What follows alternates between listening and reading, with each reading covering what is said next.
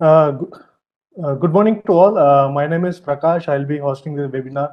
At the outset, I welcome you all for today's webinar on the blue economy, underwater domain awareness, India's maritime security challenges for India. It also gives me an immense pleasure to welcome our distinguished chair, co-chair, and speakers for kindly accepting our invitation to take part in this session. And I welcome you all again. And with this, I kindly request Dr. Shailesh Naik, Director, National Institute of Advanced Studies, Bangalore, to deliver his welcome address. Over to you, sir. Thank you, Prakash. Respected Sri Suresh Prabhuji, Professor Rajaram, Ambassador Yogendra Kumar, Dr. Arnab Das, and distinguished speakers, Dr. Vijay Sakhuja, Professor Rajan, Dr. Satish Shenoy, Commander K.G. Ramakumar, and all my colleagues and distinguished participants. Thank you very much for joining in this webinar, where we would like to discuss blue economy and underwater domain awareness, as well as the security challenges in the Indian Ocean. Now, this topic is, I think, this very timely and apt because we have been discussing many aspects of this area, especially blue economy and what should be our policy. And the other aspect which is very important is that we always look at the ocean when there is any crisis comes.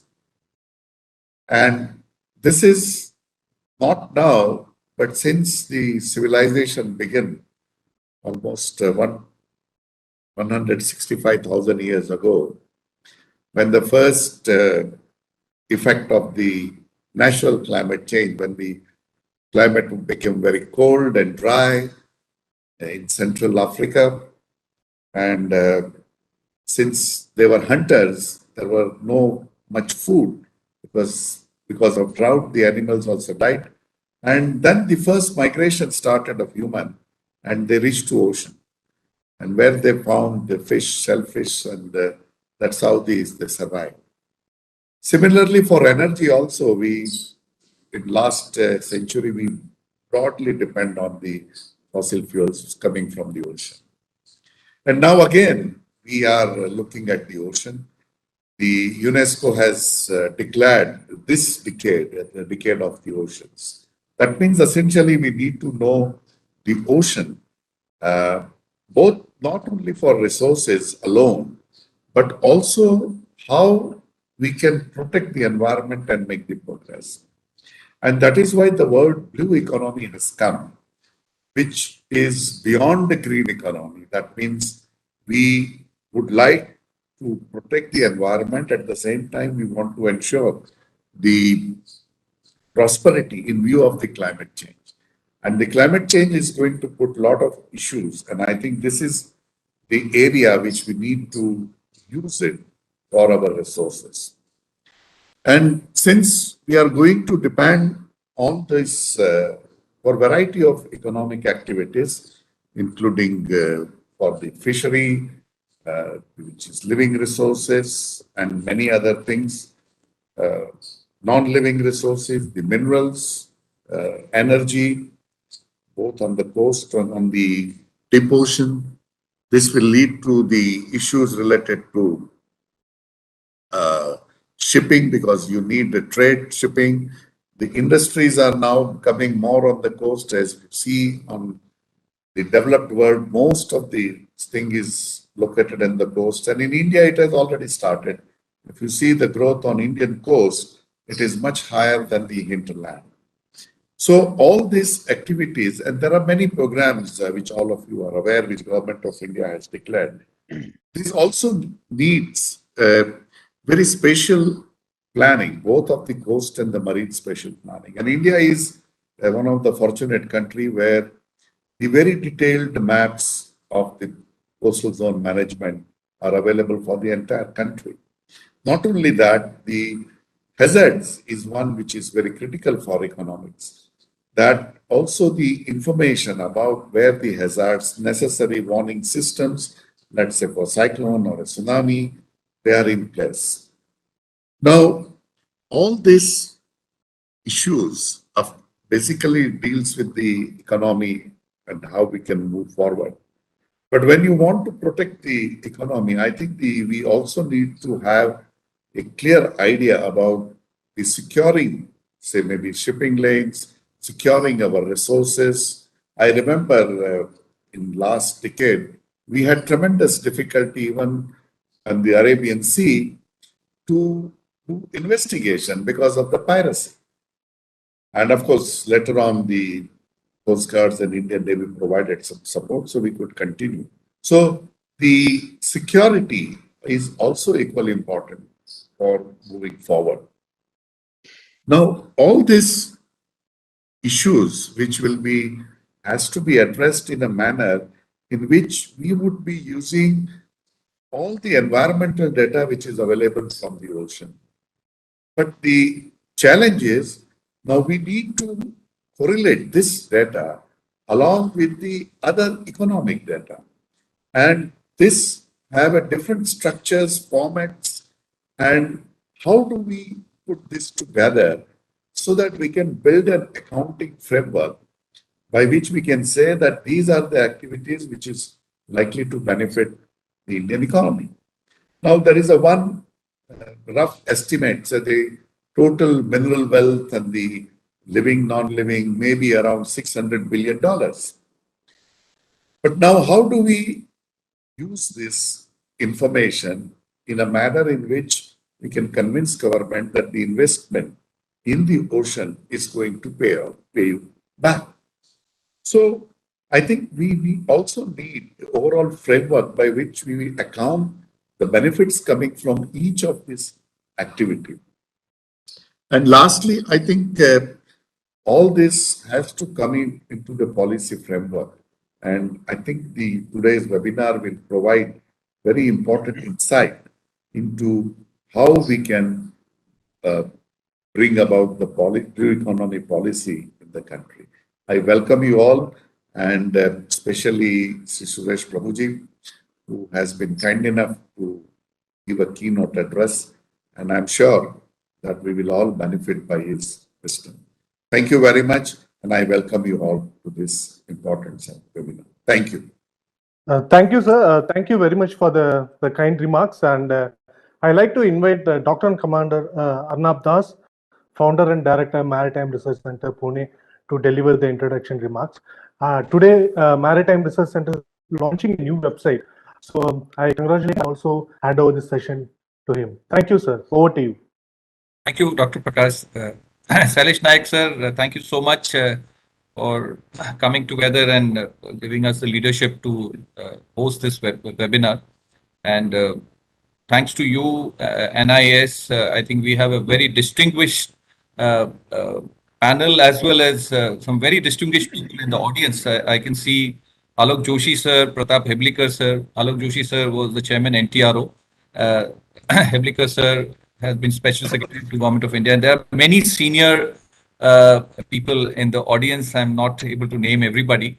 So thank you all. Suresh Prabhu, sir, has joined. Sir, thank you very much for joining us, sir.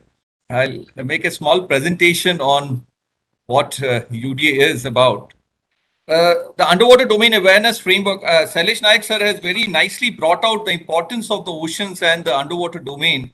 I would like to take this opportunity to amplify a small work that we are doing, the Underwater Domain Awareness Framework. The idea is how all the stakeholders can come together, basically encouraging pooling of resources and synergizing of effort towards safe, secure, sustainable growth for all in the Indo-Pacific region. I specifically talk about Indo-Pacific region for a specific aspect that I would like to highlight. I mean, if you look at the 21st century global order, the entire maritime interaction has shifted to the tropical littoral waters.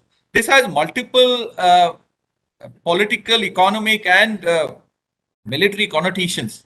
The most important thing is the physical aspect. The underwater technologies that developed during the Cold War period, the technology was developed for the polar region, particularly the Greenland, Iceland, UK belt. but the same technology is not suited to our waters and it requires significant indigenous effort. Going forward, if we look at the Indo-Pacific strategic space, it's the tropical waters of the Indian Ocean and the Pacific Ocean. So again, the tropical waters or the tropical littoral waters, as we call it, becomes extremely important, and the present available technologies are not directly relatable to this region, and there is a lot of work that is required if you want to really have a better understanding of the underwater domain. Now, if you look at specifically India in the 21st century, we have the Sagar Vision declared by the Honorable Prime Minister, which is a huge, I think, a policy statement. But I think there is a lot of work required by all of us to make this Sagar Vision realizable on the ground. We've had webinars in the beginning where very senior people have said the Sagar Vision without the UDA or the underwater domain awareness may not be implementable. Now, India is a nuclear powered nation with a no first use policy. So again, there are a lot of aspects. I don't want to go into the details today. We don't have much time, but I just want to seed this idea as we discuss in the panel discussion. Strategic submarine deployment also is a very, very important issue. So from a strategic security perspective, underwater domain awareness becomes a very, very important thing. We have a declared military maritime strategy, but I think the comprehensive military maritime strategy is still work in progress. So I think we all need to come together to look at a grand strategy where the maritime domain gets significant importance. Now India is being counted as one of the global powers. So, but with the contribution of the maritime sector being reasonably low in our subcontinent, I think there's a lot of work to be done. And that's why the maritime capacity building, I think, becomes a very, very critical aspect. Going forward, I mean, there is significant push, but how do we make sure that we are able to ensure sustainable blue economy? I mean, these are incidents. I will not go into the details today, but these are incidents which are becoming more and more frequent. I mean, globally, there's a lot of attention on sustainable development. So we need to be very, very mindful as we look ahead. The most important thing, I mean, typically we are talking about maritime governance. So the most important thing is maritime domain awareness. And I mean, this has picked up a lot of importance, but I feel there are certain gaps, and that's where I feel all of us can come together and contribute. I mean, maritime domain awareness has remained an event-driven thing post the 9/11 and the 26/11 in our waters, in our region. Being security-driven, the participation of the other stakeholders has not been, I think, very, very good. So, how do we address this challenge is something we all need to look at. And as I talked about certain technological challenges, but they also require significant resource deployment to make it happen.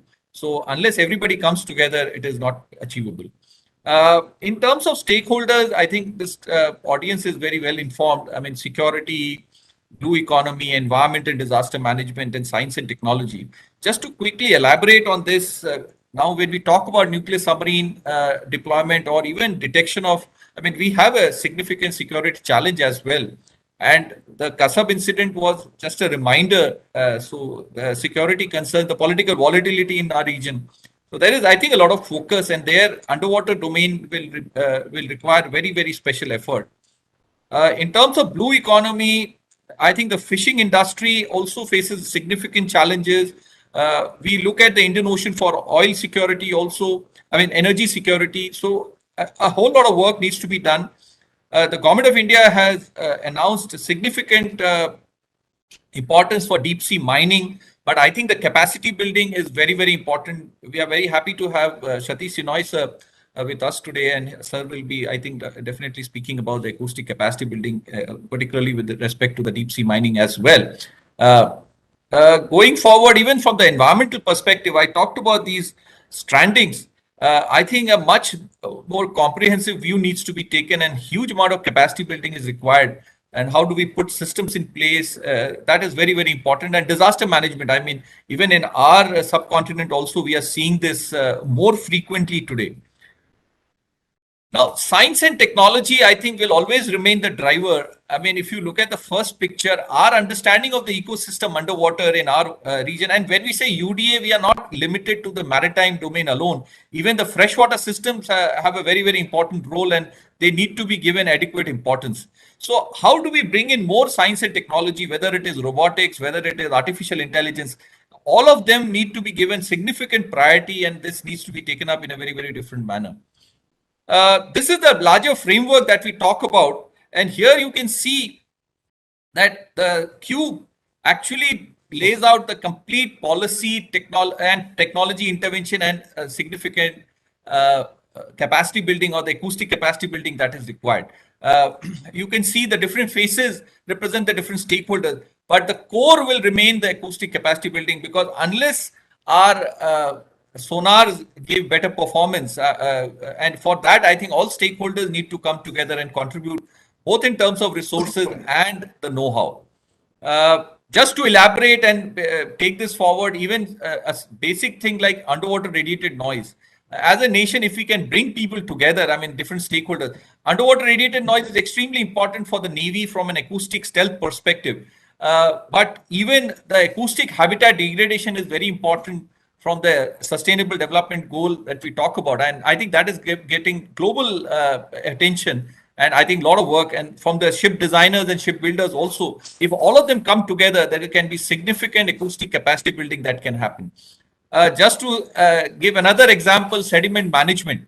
I mean, we remember the Uttarakhand flood and a whole lot of things. These are all a result of poor sediment management. Whether now the government of India has announced the inland water transport project. I mean, this is a huge project that has been announced. But to keep our waters navigable, there is a lot of effort required. So again, the same thing, the core remains the acoustic capacity building, even water resource management. I mean, today we see a lot of floods and a lot of urban flooding has become a challenge. And this is all a result of poor sediment management. Now, this is the broader user academia industry framework. And there are, I think, Government of India has really announced significant schemes and significant given directions. Make in India is there, Skill India. How do we kind of bring them together? And I think UDA can be better driven in terms of the way we have envisaged it for effective policy, innovative technology, and capacity building. And you can see the various stakeholders that will benefit out of this. And I would definitely request that this should be given a lot more importance and a lot more focus. This is one of the work that we did. This is an AIS data which was kind of put together into AI-based algorithms, and we got a complete understanding, a real-time spatio-temporal mapping of the underwater noise. And this can be used for various applications, right from defense to environmental conservation. Now, I think in terms of the way ahead, I would request, I mean, we have some very senior people, outreach, engage, sustain is the most, I think probably will be the way forward. And setting up a center of excellence, I think is called for. And the structure that we have proposed is 5 sub-centers within that, where we can have a research center where all the core research can be done, incubation center, training and leadership or skilling and leadership, academic center where various academic courses can be run, and a policy center or a strategy center. So I think with that, I would come to an end of my presentation. Thank you very much for an opportunity. I'll take 1 minute. I'll request my colleague Sridhar to quickly show. I mean, we have, in the last 5 years, we have done a bit of work and we've been given a lot of recognition by a lot of agencies. So I thought that it's important that we go into a new website so that we are able to communicate better. Sridhar, take 1 minute, please. We are just short of time. Right, sir. Thank you, everyone. On behalf of the complete team of Maritime Research Center, please allow me to introduce a new logo.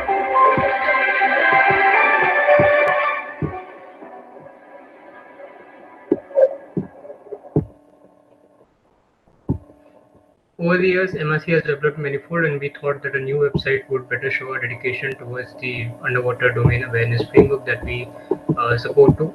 The vision of Maritime Research Center, as seen by Dr. Commander Anabdas, along with all our stakeholders and advisors and committee members.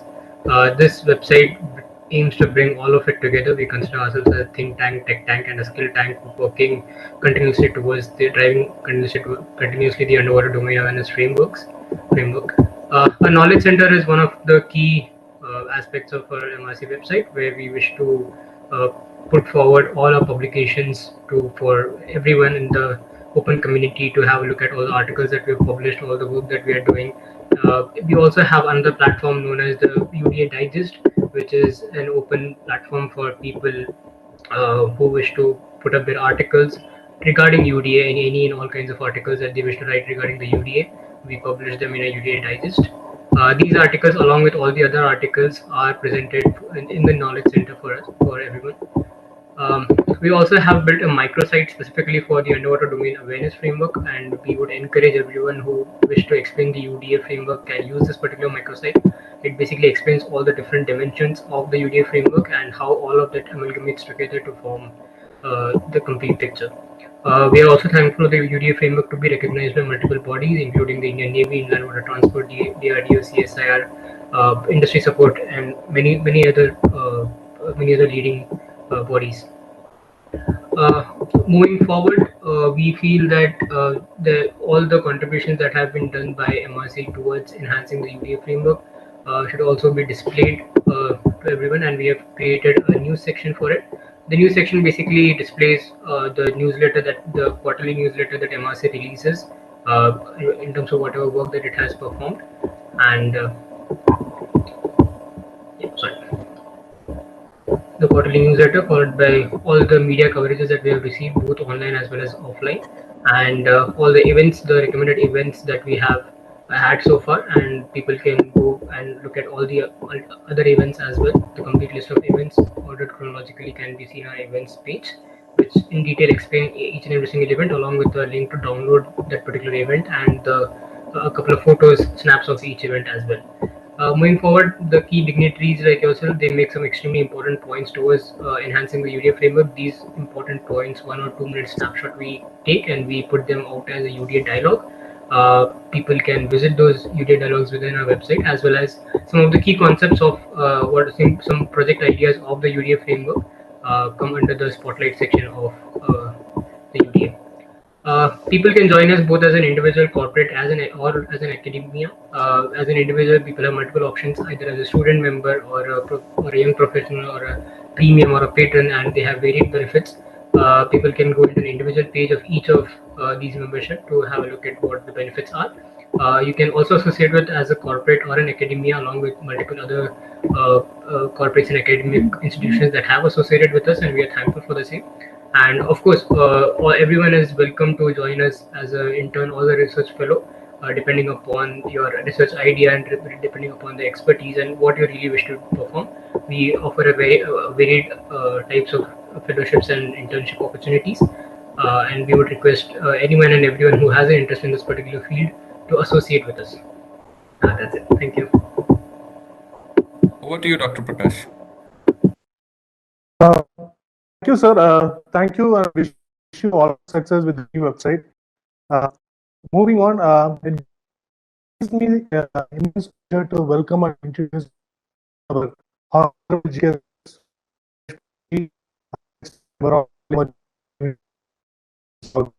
audience.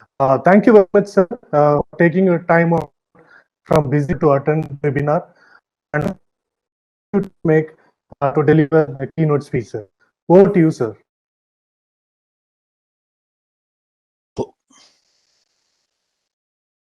Good morning.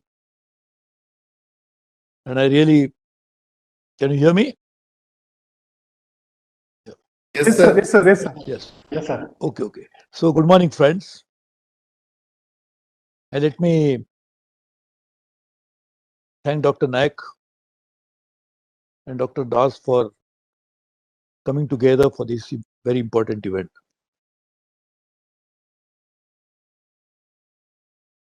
I am a adjunct professor with the National Institute of Advanced Studies. And it becomes my burden responsibility to work for my institution and further the cause of such a great national issue of national excellence that NIS has become. And as you all know, Dr. Nayak is a very well-known scientist in many areas, but particularly in the area in which we have organized this program today. Dr. Das, on the other hand, has been running an institution to promote the cause of undersea water development, making blue economy a reality, bringing various dimensions related to oceans together, and work in a very comprehensive strategy. As I said, being an adjunct professor, it becomes my bounden responsibility. On the other hand, I had represented in Lok Sabha 4 times consecutively a constituency which has a huge coastline. Maharashtra has 720 kilometers of coastline, and good part of that ocean I had represented in the parliament. And my dear friend, Commodore Arun Das, who in fact introduced me to Arun Sehgal, who introduced me to Dr. Das. Arun Sehgal will remind us all that we had created a forum of members of parliament of all the 13 states and union territories who have coastline. I was a convener of that. And we used to work on such issues very comprehensively. And therefore, it's my passion, love, concern about the ocean that brought me closer to this cause. So I requested our director, Dr. Nayak, that why not both these organizations work together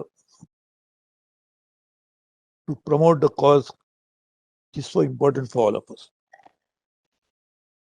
Therefore, my role, though it has been said to be a keynote speaker, can be better described and articulated by saying I'm a matchmaker for this event.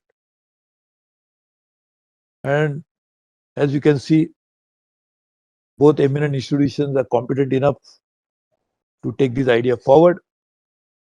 So I will really wish both of them a great success and promise that whatever I can do in my unlimited capacity, will be happy to do that. Very well presented by Dr. Das. So I don't want to repeat those points again.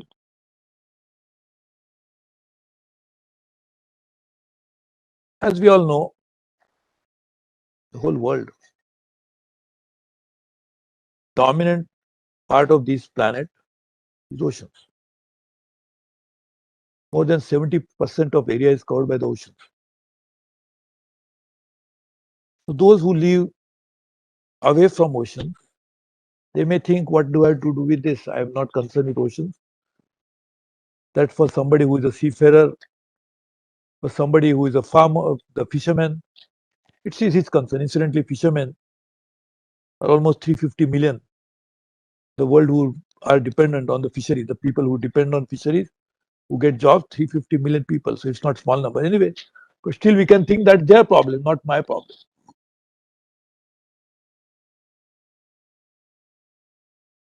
But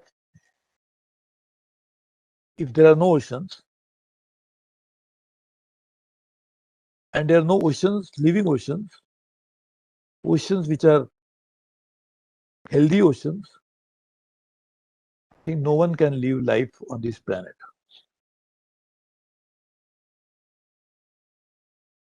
When the water falls from the skies, it falls on the land. Of course, it also falls in the ocean because they are more than 70% anyway. When the snow falls, it also falls on the land. Finally, it turns into rivers, streams, streams comes to river, and finally where the river take the water to.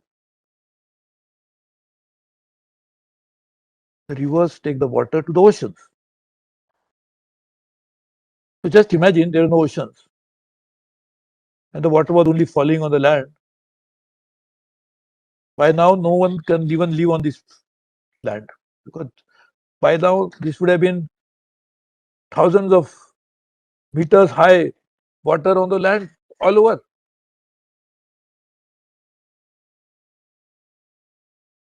So the oceans play a key role of ensuring life on the land in many ways.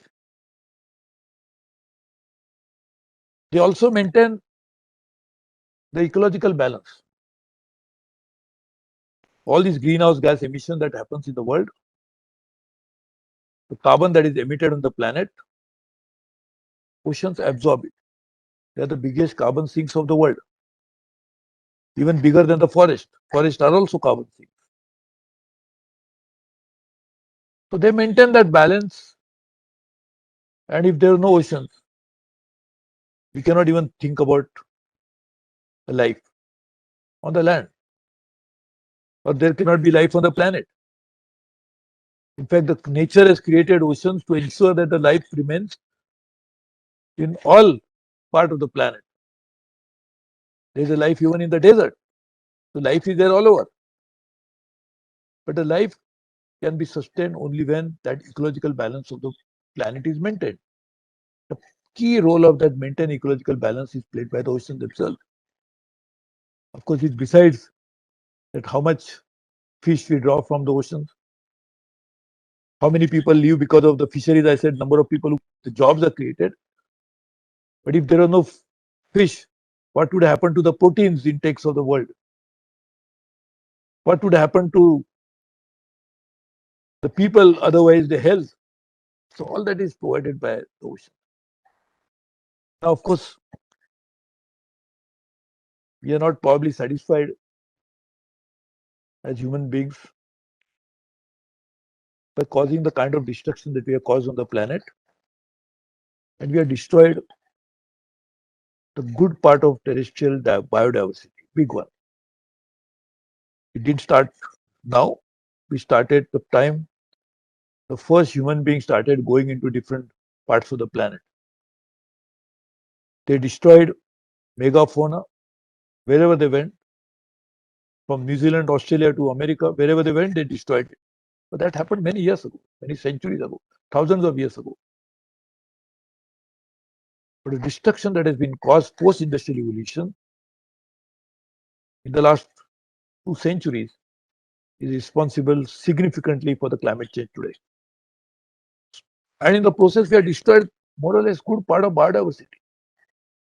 And that is threatening the human and the biological life in entirety. But fortunately, the marine biodiversity is not as badly destroyed as the terrestrial biodiversity.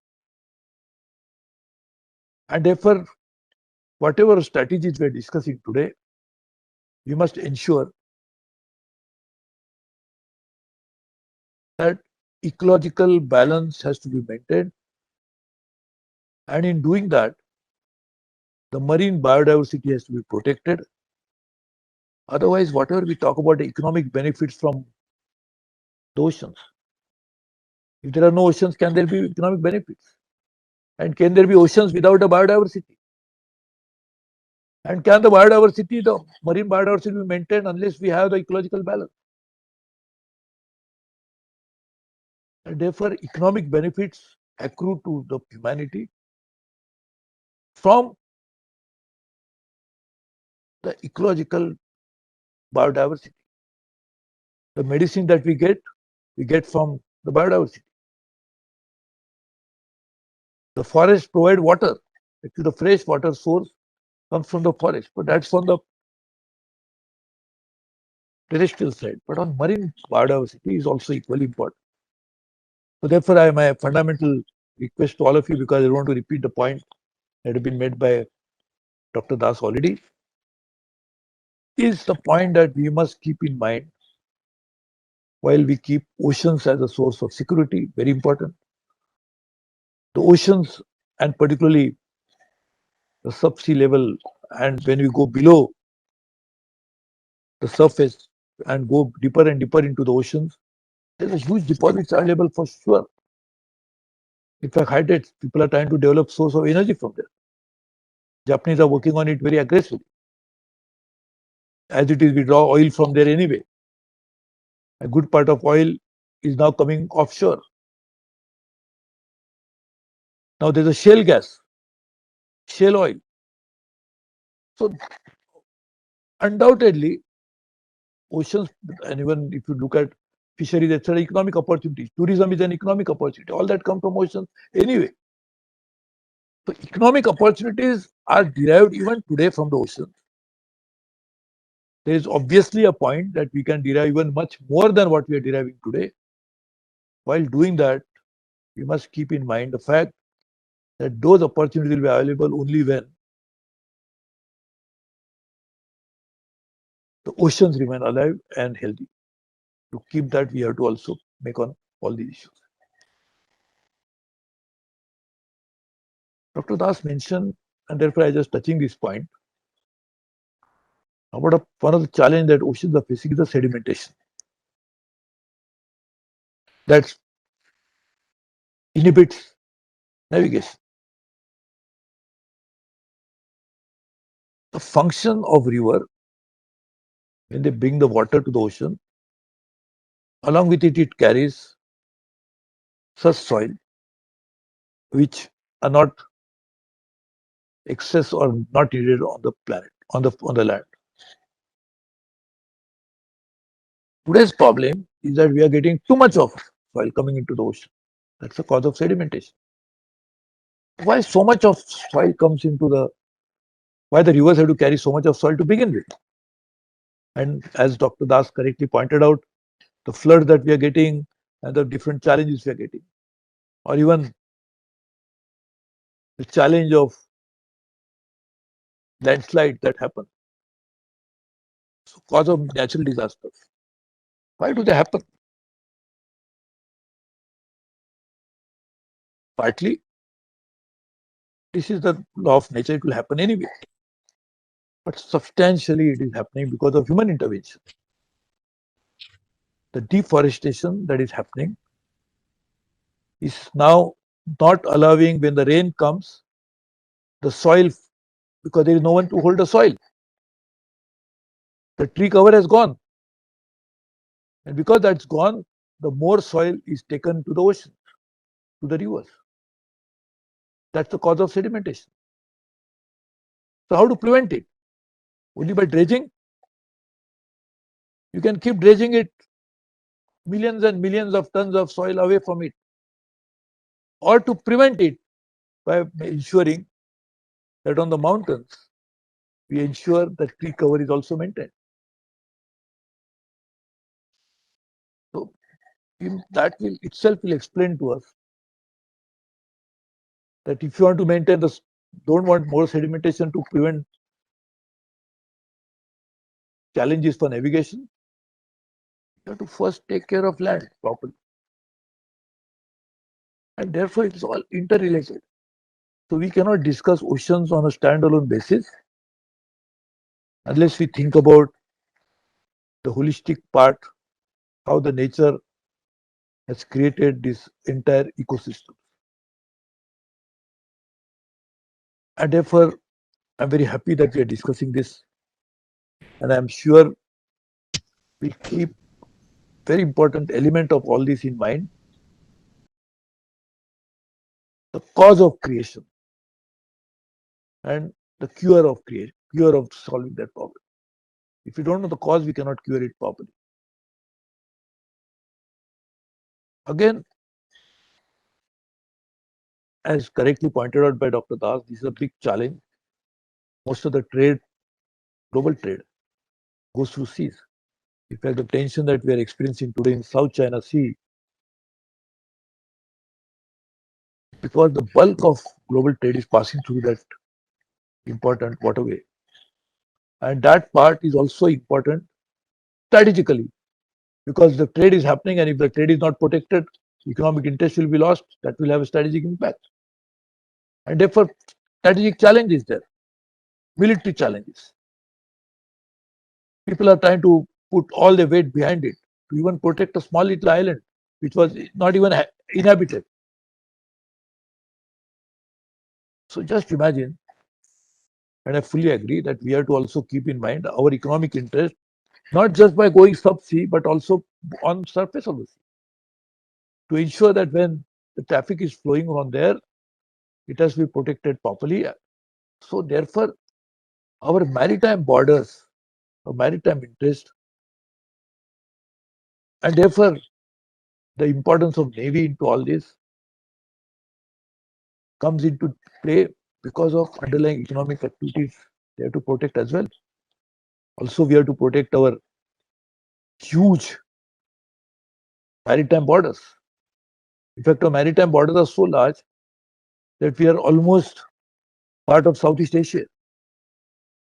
Some of our islands are touching the maritime borders of what South Asian countries, Southeast Asian countries. So we must therefore maintain our preparedness to deal with the challenges arising out of it and work on it in a very comprehensive way.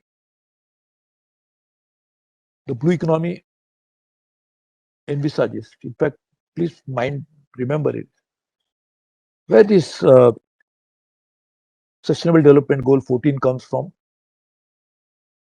that's related to blue economy, from overall strategies that the global community has accepted and adopted for sustainable future of the world. So whenever we talk about oceans, must remember that blue economy emanates from the fact that number 14 of that is part of a much larger canvas. So if you want blue economy, you have to have sustainable future.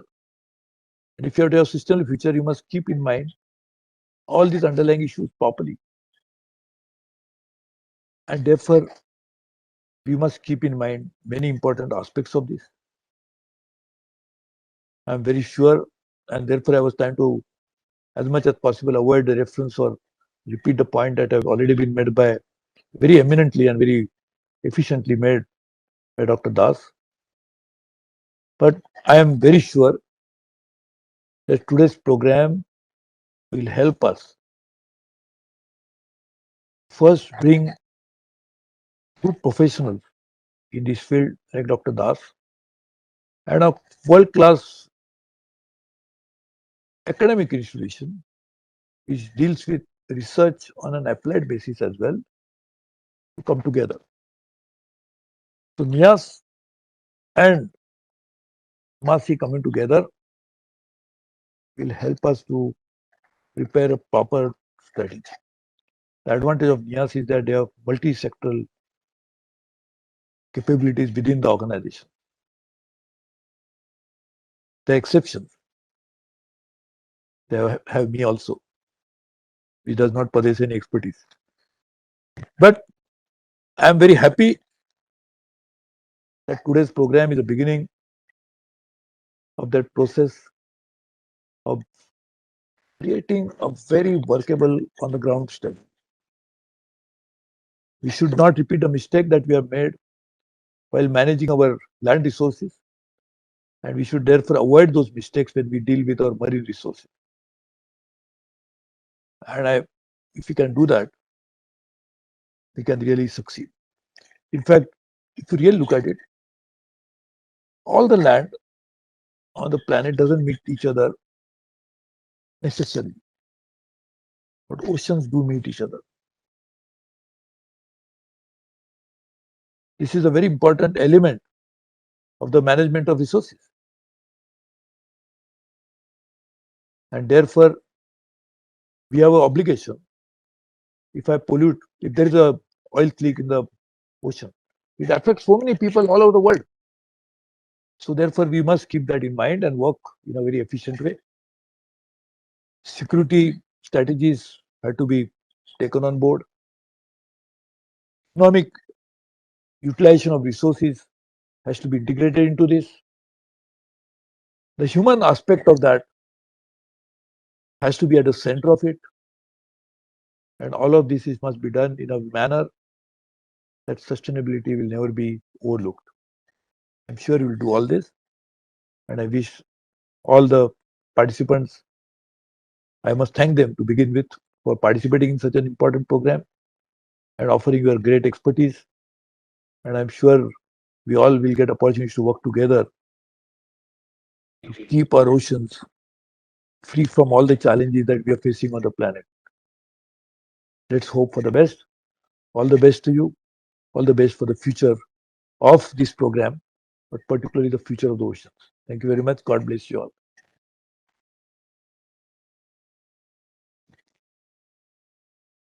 Very much, sir. Thank you very much for sharing your thoughts and insight on the water domain awareness. Yes, and must see a huge potential for in this field. With this, go to the next question. Where this, I'll just introduce the speaker and co-chair for the next session. Rajaram Nagapa will be chairing this session, and Ambassador Yogen will be chairing this session. Brief introduction about Professor Rajaram Nagapa.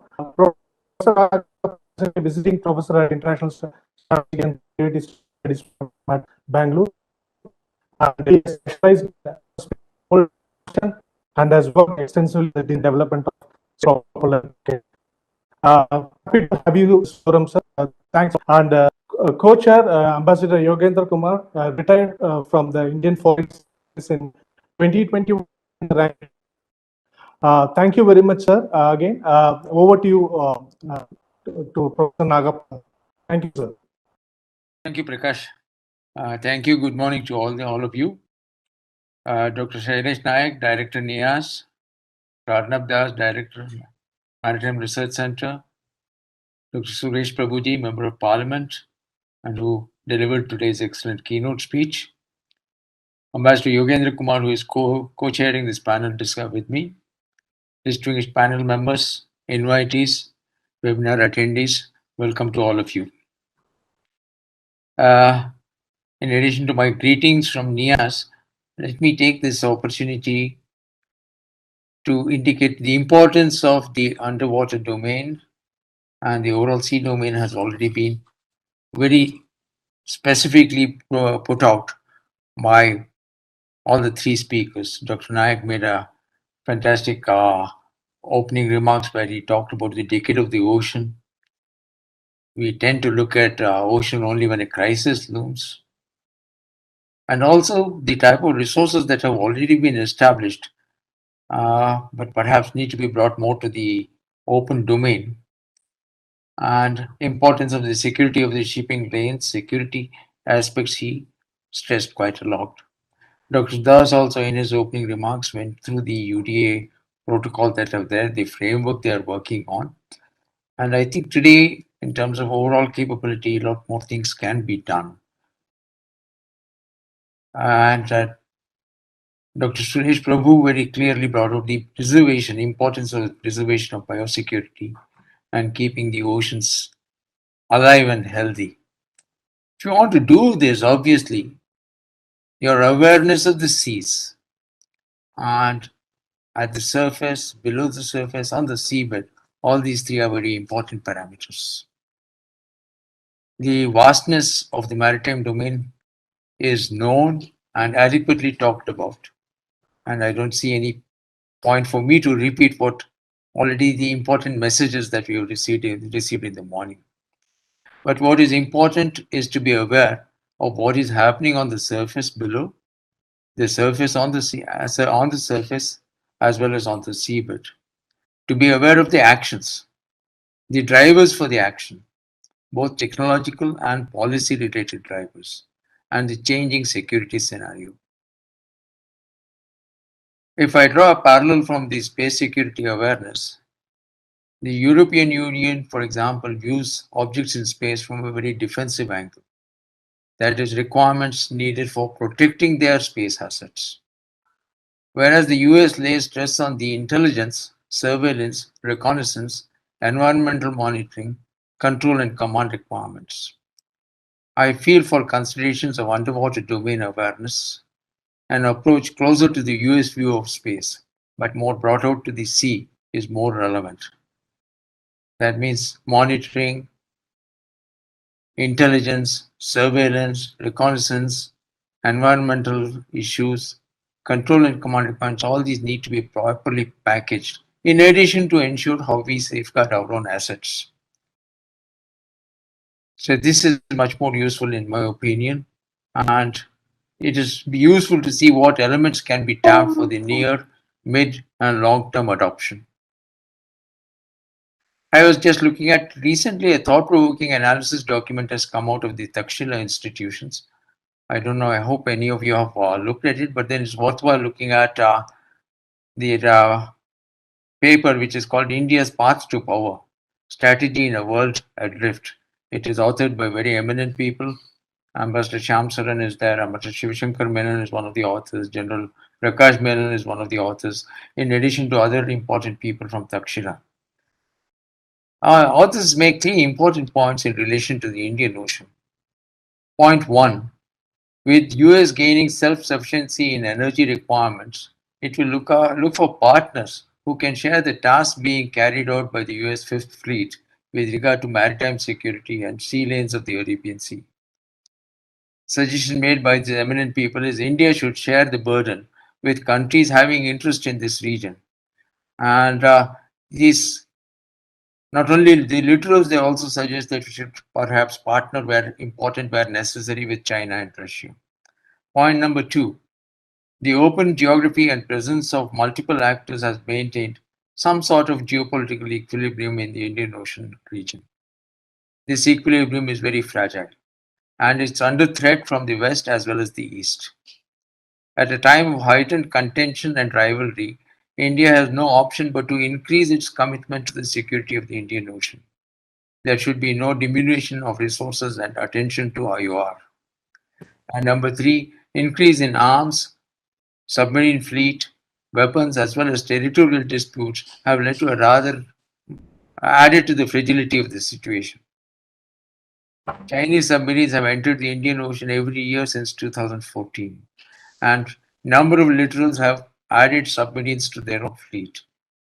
So all this has led to an increased militarization of the region and increased naval activity by several littorals. The recently concluded AUKUS arrangement, AUKUS pact, if I may want to say, between USA, UK, and Australia, and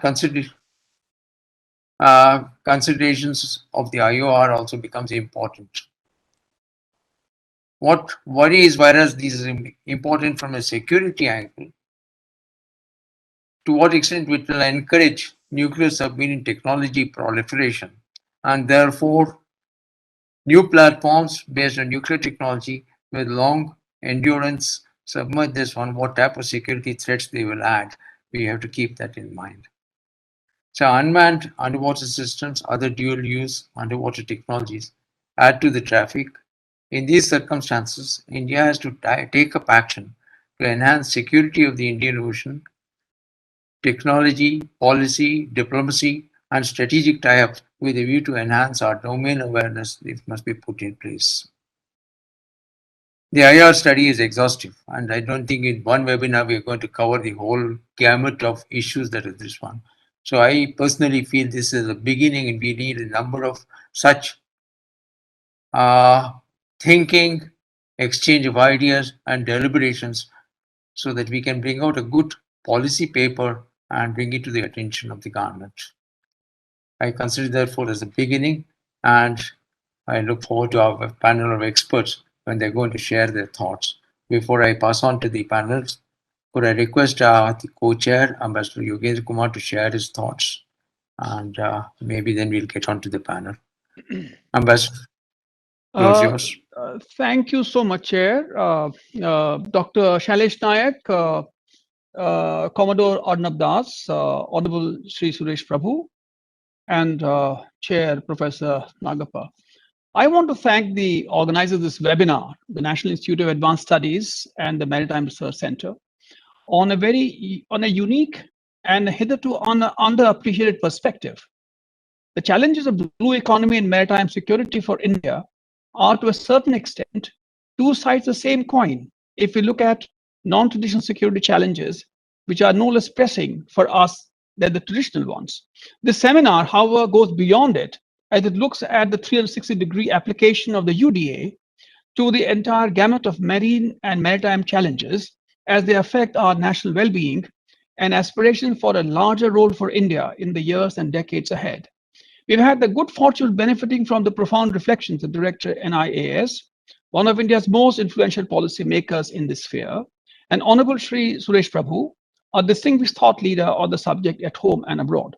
We've also had the opportunity to listen to Professor Nagapa's wonderful intervention and Dr. Arnab Das, and I look forward to the seminal contributions from a highly accomplished panel on different aspects of UDA as a tool to address the multiple dimensions of our marine and maritime challenges. The UDA's unique perspective being dissected here is not a day too soon. The lightning speed at which the relevant technology is growing necessitates the subject being foregrounded in our national discourse. In fact, I could just add that a random search on the internet yesterday, I found that there were articles by the US, European, and Singaporeans and Chinese experts, and couldn't find much really from Indian experts, of course, with the exception of our redoubtable Dr. Arnab Das. Acoustics-based approach to achieving UDA is relatively inexpensive and is an accelerator. It hardly bears mentioning that the maritime domain awareness cannot be achieved without the UDA. It is for India the next socio-economic progress technology frontier, which can only be driven by the marshalling of our entire national resources, encompassing both government and the private sector. One reason, of course, is that the emerging technology cannot be compartmentalized and is dual use driven, often through individual entrepreneurship. There is clearly the challenge of first arrival and yet diffuse and nebulous rules to the road where India needs to help shape the global discourse. More than ever, it is also a race among nations in our times when, in a manner of speaking, most don't seem to be on talking terms. The Indo-Pacific is emerging as a fulcrum of the global balance of power on account of shifting center of gravity of global economy to Asia and the rise of China's military power. For this reason, this fulcrum is maritime, where national capacities and not just military are its drivers, and where even the established ground rules as embedded in the UNCLOS are either being obfuscated or being outrightly denied. Unlike the Atlantic, the Indo-Pacific has not had an overarching security architecture or any established CBMs. This geopolitical flux is bordering on the dystopian on account of multiplicity of powers, systemically fragile states attracting external intervention, and a regional system prone to frequent and all manner of disruptive occurrences.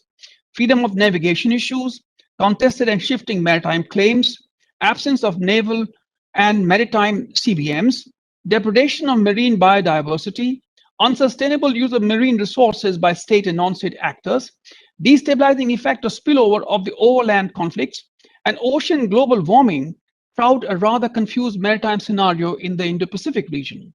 There is also a contest for achieving the strategic high ground in MDA, where the UDA still presents a rather blurred picture.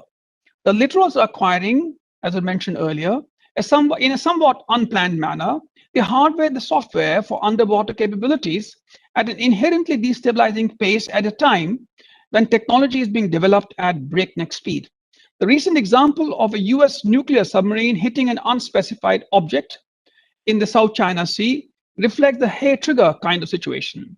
The other end of the spectrum is a constant development of network-centric naval warfare capabilities and a series of Pentagon-conducted wargaming based on what they say, seeing an adversary's military moves days in advance, by leveraging their sensor network, artificial intelligence, and cloud computing resources to achieve what they call decision-making superiority. The changes in technology and the state and non-state capabilities derived therefrom are placing an enormous burden on the UNCLOS network, which itself took decades of hard negotiation to establish. Many issues thrown up by technological advances, such as ocean pollution and security challenges for the littorals in the different maritime zones, are inadequately addressed by the current framework. And frankly, I wonder if the UNCLOS can be renegotiated or even substantially amended to meet the emergent threats, which are no less existential for the international community. Perhaps one way might be to use the existing UNCLOS structures to develop the relevant case law to constrain the errant states or to provide a legally viable basis for international cooperation for developing that constraint. I say that in the context of the tribunal, the tribunal's award in the case of the Philippines versus China on the South China Sea. India's stakes remain high. For an accelerated, sustainable, equitable socioeconomic progress, it needs to tap optimally the potential that the various entitled maritime zones and wider ocean provide to us. The challenge of global warming, ocean warming, and ocean acidification is pressing for India due to its disruptive effect on itself and the other littorals, having a bearing on our security and well-being. Accelerated decline in phytoplankton and its damaging effect on the marine food chain is already a fact. Ocean warming generates a negative feedback loop affecting monsoon rainfall and circulation. Sea level rises and storm surges are already affecting our coastal communities, including in terms of endangering the freshwater ecosystem. In the entire debate on global warming, one does not hear any assessment of the effect on the tipping points located in different parts of the world, including in proximity to India. Climatologist Stephen Harrison posits a distinct possibility that future climate change as it concerns South Asia will be abrupt and non-linear. An efficient tapping of our ocean resources will not only mitigate these threats, both regionally and globally, but also unlock our socioeconomic progress and technological growth. And here, in fact, a more than normal level response is necessary for adaptation technology strategy for India. And again, here, acoustics-based approach is quite efficacious, which actually has implication for global governance, community governance level, and also in the feedback mechanism. India is in the midst of all these upheavals, unlike during the Cold War period, when it was geographically distant from that fulcrum of global power balance. Today, it is far closer to it, especially when it has a volatile border with one of the contesters in this power competition.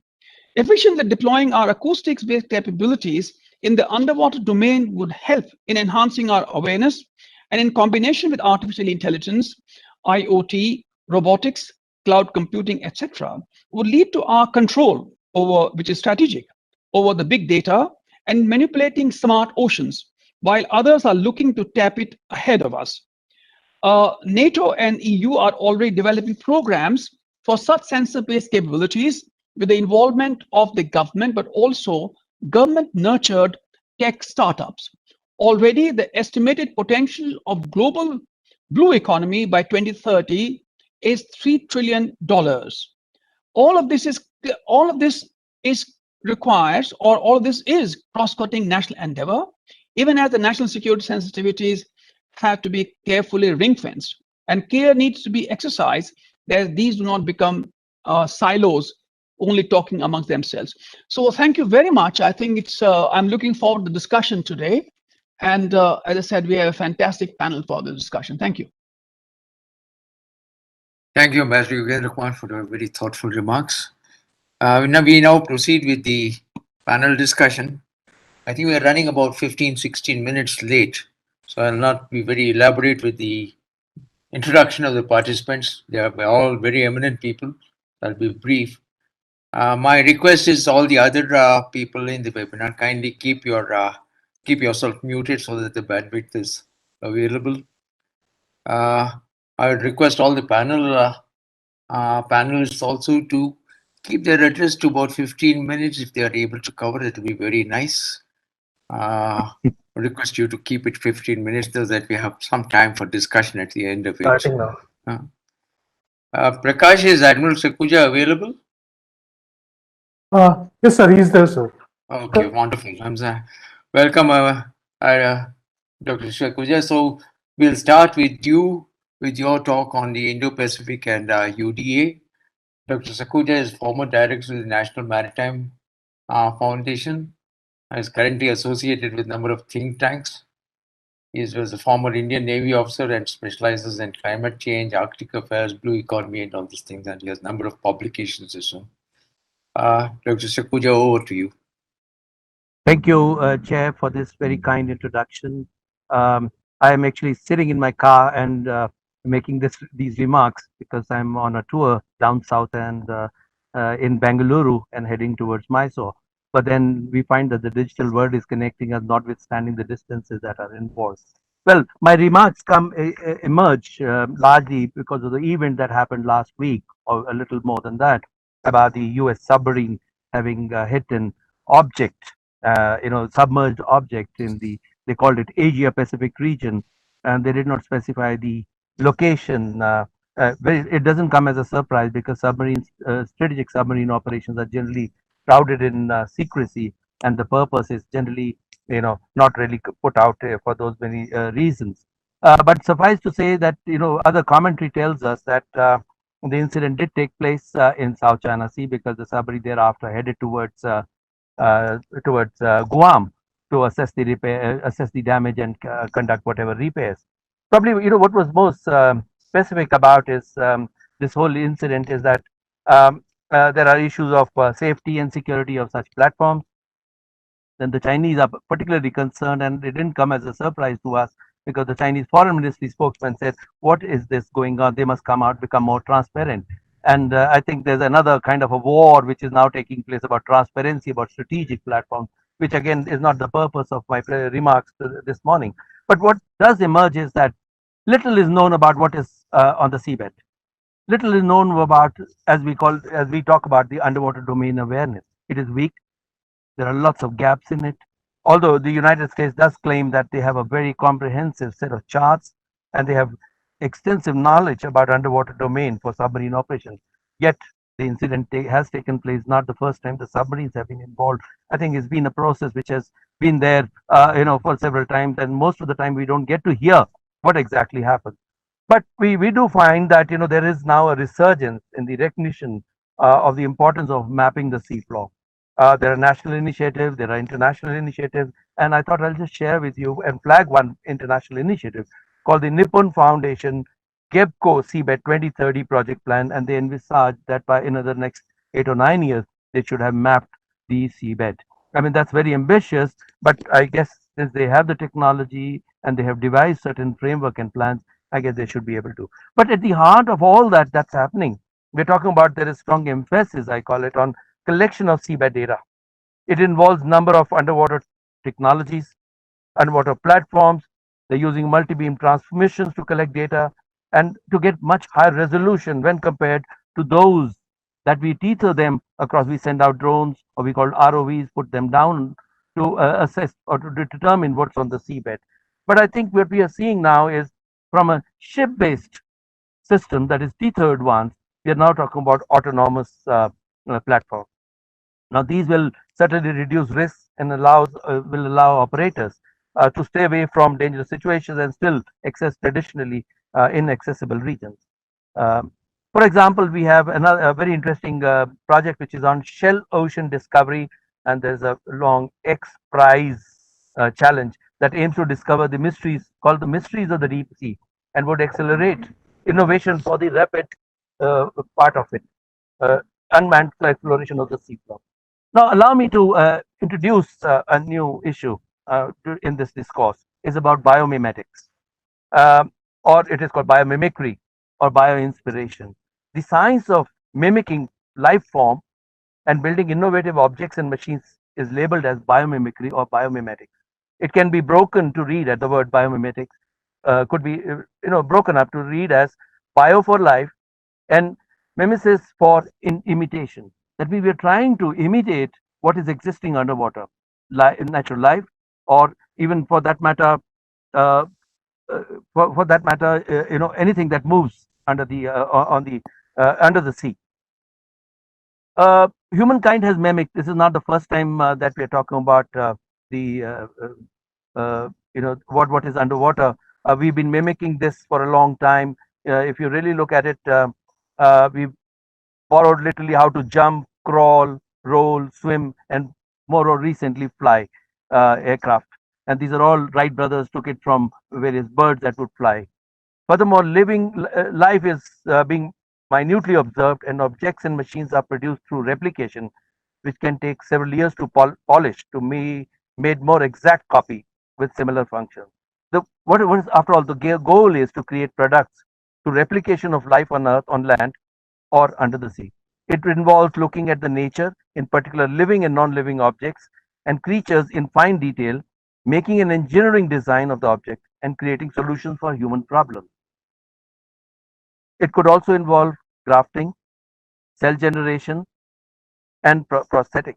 It involves use of materials, synthetic systems, or machines that function or mimic biological processes and create products that can exist and interact with their surroundings. Militaries have been traditionally inspired by nature and have put to use pets, animals, birds, fish, and mammals to perform a number of activities. And we find that we've used pigeons for messaging, mine detection we've used for dolphins, bats to carry incendiary bombs, and dogs detection opportunities. It is natural that sea-based life form would be the best choice for navies for warfare. For instance, a submarine derives its hull form from sunfish. It is the heaviest bony fish with exact same body density as seawater, which gives it neutral buoyancy at any depth. Furthermore, it has no gas-filled swim bladder, which helps it to withstand volume changes from pressure in deep water. Similarly, sound waves, as we know, are used for the purpose of detecting objects, obstructions on enemy submarines. This involves sonar, which is again inspired by fish, or for that matter, dolphins, particularly because this is put to use in terms of detection. Drones are well known for their operations in the air. These small platforms are now being explored for underwater use.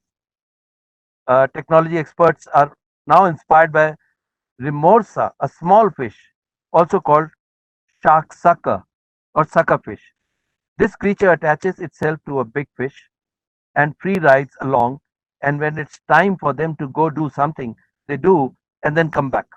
This would help to launch and recover UUVs conveniently and would be helpful in carrying out operations over a large area of the ocean.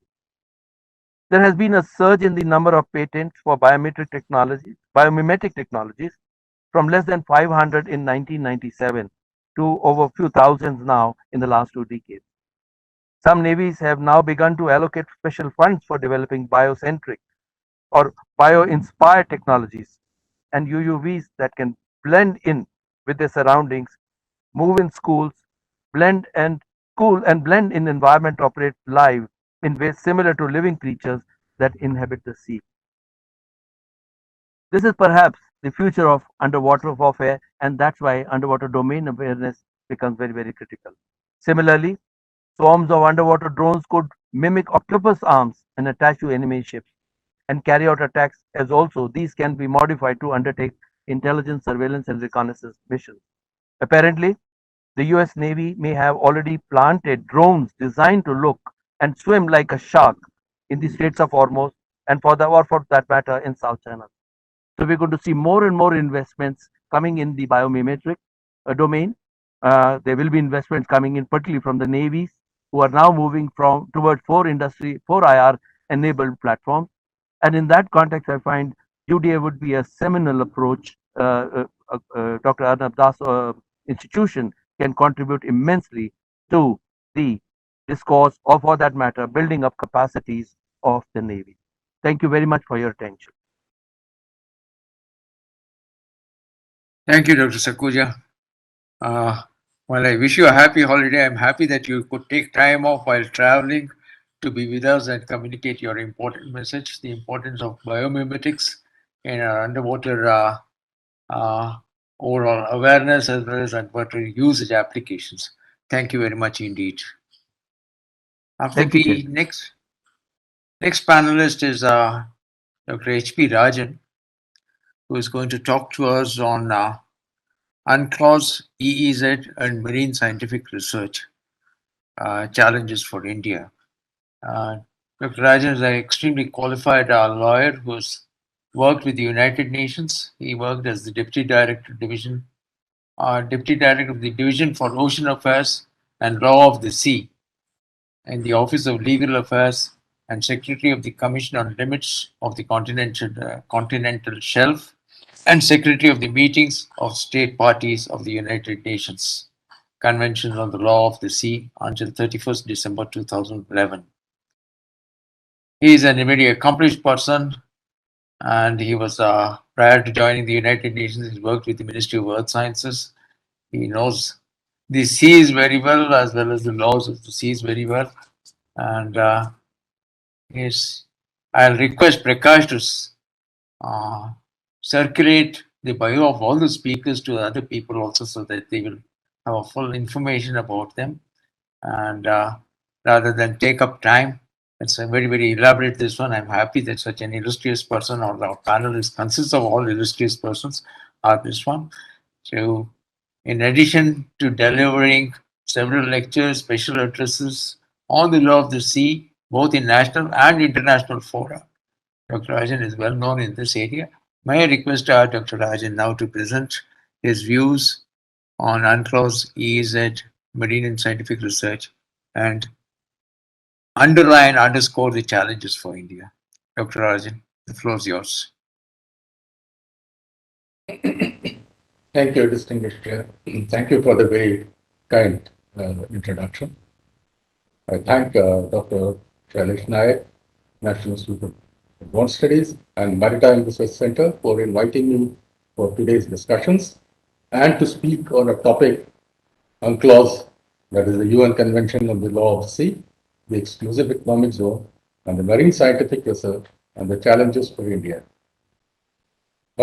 This topic I will be dealing in the context of the term blue economy, which essentially is used to describe the activities concerning harnessing of marine resources for economic benefits. In fact, this term stems from the 2012 United Nations Conference on Sustainable Development, which is generally referred to as Rio Plus 20, and refers to food, jobs, opportunities for development provided by the ocean and the coastal states, scientific research, protection and preservation of the marine environment. It indeed covers a very vast area.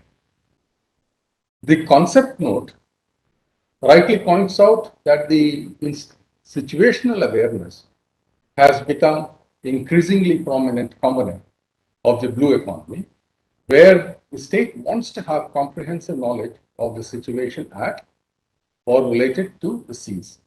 Specific mention has been made to the importance of the exclusive economic zone, continental shelf, and the two contracts, exploration contracts, I mean, with the International Seabed Authority in the area beyond the limits of national jurisdiction. My focus today is limited to these contemporary challenges specific to these areas and in the context of resources. The essential focus of marine domain awareness and underwater domain awareness is on matters of security. Security includes use of advanced scientific knowledge as well as deployment and use of highly sophisticated technical devices and instruments. Legally, however, such use and deployment has to be in conformity with the existing laws and existing legal framework with respect to maritime jurisdictional rights. I would recall a very eminent jurist had said many years ago that the law today is based on the legal philosophy of yesterday and the political philosophy of the day before. In fact, the time has changed so much that when we consider legislations today, we should be considering and taking into account the scientific philosophy of tomorrow. This specifically refers to the MDA and the UDA issues that we are right now facing. For the present, however, we will have to confine ourselves to the existing legal framework that is contained in the UN Convention on the Law of the Sea. The most significant achievement of the convention is that it brings precision to the limits of national and international jurisdictions in terms and clarifies it in terms of sovereignty, sovereign rights, sovereign jurisdiction, and the spatial distribution of the oceans. As of today, there are about 168 parties to the convention, including the European Union, and the convention is considered as a constitution for the oceans and governs all aspects of ocean space, including delimitation and delineation, etc. It is important to note that if any new developed instrument has to be developed, it has to be under the convention, such as the current negotiations that is going on an international legally binding instrument of the conservation and sustainable use of marine biological diversity in the areas beyond the limits of national jurisdiction. Let me turn specifically to the exclusive economic zone, continental shelf, and the two contracts that we have with the International Civil Authority. The exclusive economic zone extends up to 200 nautical miles from the baselines from which the territorial sea is measured. In the water column, as well as in the seabed and subsoil thereof, the coastal state enjoys sovereign rights over all its resources. For that purpose, the coastal state has the exclusive right to construct, regulate, and construction and operation and use of artificial islands, installation of structures for economic purposes. The coastal state can establish safety zones around artificial islands. Unfortunately, it provides that the breadth of the safety zone shall be 500 meters around the installation, which of course is a concept totally outdated. In the context of underwater domain awareness, the challenge here is concerning the rights of other states to engage in marine scientific research. Marine scientific research is essential to understand not only the physical characteristics of the water column, as well as the seabed and subsoil, but also to the nature of the deep sea resources. The convention provides that all states, irrespective of their geographical location and competent international organizations, have right to conduct marine scientific research, subject to the rights and duties of other states. The conduct of marine scientific research does not constitute a legal basis for any claim to any part of the marine environment or its resources. The term marine scientific research is not defined in the convention. The freedom of marine scientific research is recognized as a freedom of the high seas. However, the convention also contains general principles for the conduct of marine scientific research in various maritime zones of coastal states. In the exclusive economic zone specifically and in continental shelf, coastal states enjoy sovereign rights over the resources. Coastal states have a right to regulate and authorize, conduct marine scientific research, and the consent of the coastal state is important. Under normal circumstances, as it is provided under the present legal framework, coastal state shall grant their consent for marine scientific research. The convention clarifies that normal circumstances may exist in spite of absence of diplomatic relations between coastal state and the researching state. The convention also specifies the circumstances where a coastal state may withhold its consent for conduct of marine scientific research. These are specifically in three instances or four instances. One, if it is of direct significance for the exploration or exploitation of natural resources. Two, if it involves drilling in the continental shelf and the use of explosives. Three, if it involves construction, operation, and use of artificial islands. Four, if information provided to the coastal state by the researching state is not correct. So marine organisms are associated with the marine mineral deposits. With respect to marine organisms and the related issue of marine biological diversity, the provisions of the Convention on Biological Diversity will also be attractive. Continental shelf. Continental shelf of a coastal state or an island is the submarine areas that extend beyond the territorial sea and is the natural prolongation of the landmass into the sea up to the end of the continental margin. The term continental margin is a scientific term which includes this shelf, slope, and the rise. But the legal continental shelf is slightly different, where the continental shelf is either up to 200 nautical miles or less. It coincides with the exclusive economic zone and it remains so. But where the continental margin extends beyond 200 nautical miles, there is a procedure contained in the convention to delineate the outer limits of the continental shelf beyond 200 nautical miles. Where the continental margin extends beyond 200 nautical miles, it requires a submission of data and information to body called the Commission on the Limits of Continental Shelf for consideration. The role of the Commission is to consider the data and information submitted by the coastal state and to verify if such data and information corresponds to the extent of the continental margin that is being claimed by the coastal state and the cutoff points that the coastal state is referring to. The Commission, it should be noted, is not a UN body. It does not have an institutional authority. It is not a legal personality. It is a group of 21 experts in the field of geology, geophysics, and hydrography who are elected by the meeting of the states parties to the convention. That is the UN Convention on the Law of the Sea. Now, there are no lawyers, there are no diplomats in this.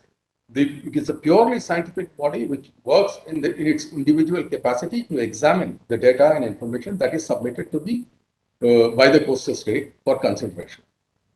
The challenge here is, well, before I come to the challenge, let me say that India's submission, as it has been already pointed out, the first submission is before the Commission right now, and it is under consideration.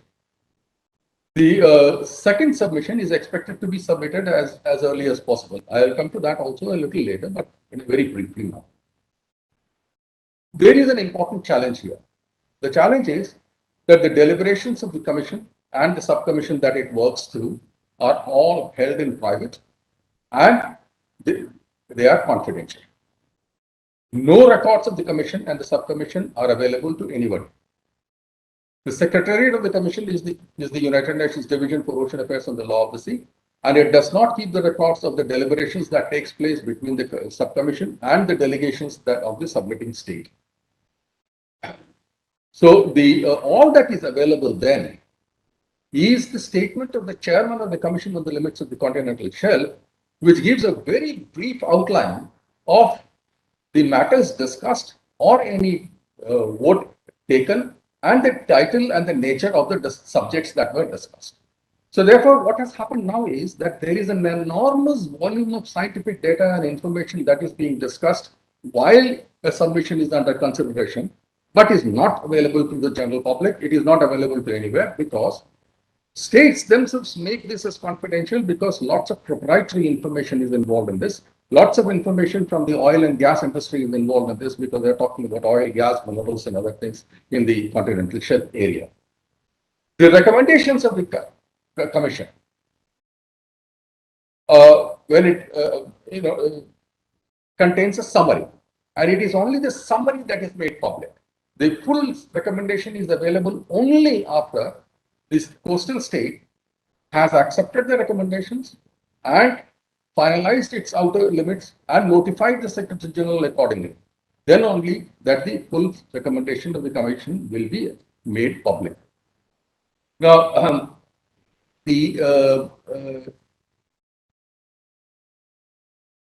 as I mentioned earlier, the Commission's task actually is very specific, and that is to verify and not deliberate. In practice, of course, the Commission extends its mandate. It has discussions with its delegations of the submitting state and various scientific matters, a lot of proprietary information and a lot of various questions and answers are taking place between the Commission and the subcommission, and which is discussed in the main Commission also. The present Commission, which was elected in, I think, 2017, I believe, has no representation from India. The next Commission's election will take place in June. And it is important, I would believe, that a member of, that India also contests for the elections, because India has always been represented in the Commission, except in the present Commission. And it is in the present Commission that the submission of Pakistan was taken up, and the recommendations were also given, and all the records, including particularly the discussions that would have taken place between the Commission and the subcommission, is not known to us. But this would have been possible if India's member had been there in the Commission. I believe that this has been a bit of a disadvantage to us. The next Commission's election is taking place in June 2022, but in view of pandemic, probably they are asking for an extension of the life of this commission for a further year, but that matter has not been settled yet. India's second submission involves a very major issue, and that involves the interpretation of the statement of understanding that was attached to the final act of the convention, which is with respect to the Southern Bay of Bengal, and which is with respect to the submission of Sri Lanka also. These matters will come up for discussions in the next submission, which will be from 2022 to 2027. So again, in this context, it is important because the second submission also has another important element, and that is the issue of use of islands and rocks. Islands generate continental shelf and exclusive economic zone. Rocks do not. Rocks that cannot sustain human habitation or economic life of its own will have only its territorial sea. Now, this definition is a very vague definition, and what is a rock is a major question, and what is a rock that can have a very large continental shelf is another issue that could be considered and that could be incorporated in the submissions. Many countries have in their submissions used rocks without naming it so and have claimed very large areas of continental shelf. Continental shelf is a large area, so I'm just stopping it at that moment, but I'll come down to two other aspects that have been mentioned here, that is about the contracts with the International Seabed Authority. India has two contracts with the International Seabed Authority. The first relates to the polymetallic nodules, and this contract was entered into in the year 2002, and this is an initial 15-year contract which has been further extended until 2022. Now, this contract of polymetallic nodules in the Central Indian Ocean Basin, in the international area between the southern tip of India and Mauritius, that area approximately the Central Indian Ocean Basin, it comes with a certain legal and historical background, and that is with respect to India's recognition as the first registered pioneer investor. This part of it is no longer discussed because once the registered pioneer investor has become a contractor, his entire right has become a contractual right with the International Seabed Authority. In respect of the second contract, which is on the polymetallic sulfides, which was entered into in the year, I think, 2016, and it is for an initial period of 15 years, and that is until 2031. So that is not an issue at the moment. But the point is that in the contract areas, the legal rights are purely contractual. There is no question of sovereignty. There is no question of sovereign rights. There is no question of ownership. And the contractual rights extend only to the duration of the contract. And if the contract expires, there are no more rights in that, irrespective of what has been done.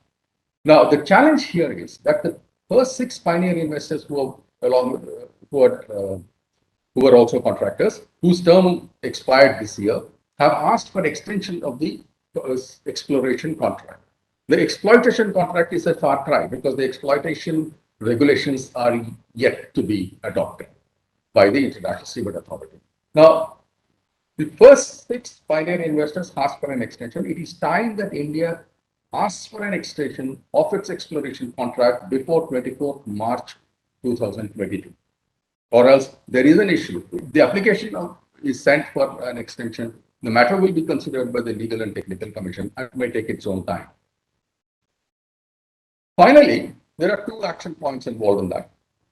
First, it is necessary, I would believe, to have a comprehensive legislation describing the sovereign rights over the exclusive economic zone, continental shelf, the limits of the continental shelf, and the protection and preservation of the marine environment and the conduct of scientific research. This comprehensive legislation is a must as early as possible, and it should be compatible in terms of the provisions contained in the convention. The second important thing is that there is a need for legislation concerning the deep sea activities, which is beyond the national jurisdiction. This part becomes even more important because if you see the provisions of the convention, it confers compulsory jurisdiction mechanisms in respect of seabed resources, deep sea resources beyond limits of national jurisdiction, to the seabed chamber of the International Tribunal of the Law of the Sea. This conferment of compulsory jurisdiction also means that private contractors, multinational enterprises, who can also be contractors with the seabed authority, can approach the seabed dispute chamber in case of any dispute with any contract and in any area. Now, there are issues relating to training obligations, relinquishment areas, and there are issues relating to self-allocation of certain parts of the areas in the contract. Now, India's contract for polymetallic nodules is 75,000 square kilometers, and India's contract for polymetallic sulfides is 10,000 square kilometers. Now, the thing is, when it goes for exploitation contract, these areas will be further reduced. So in that context, it becomes essential that we have a legislative support, legislative security, I would say, to deal with all these matters. I thank you very much. This is a technical subject, and I thank you very much for your kind attendance. Thank you.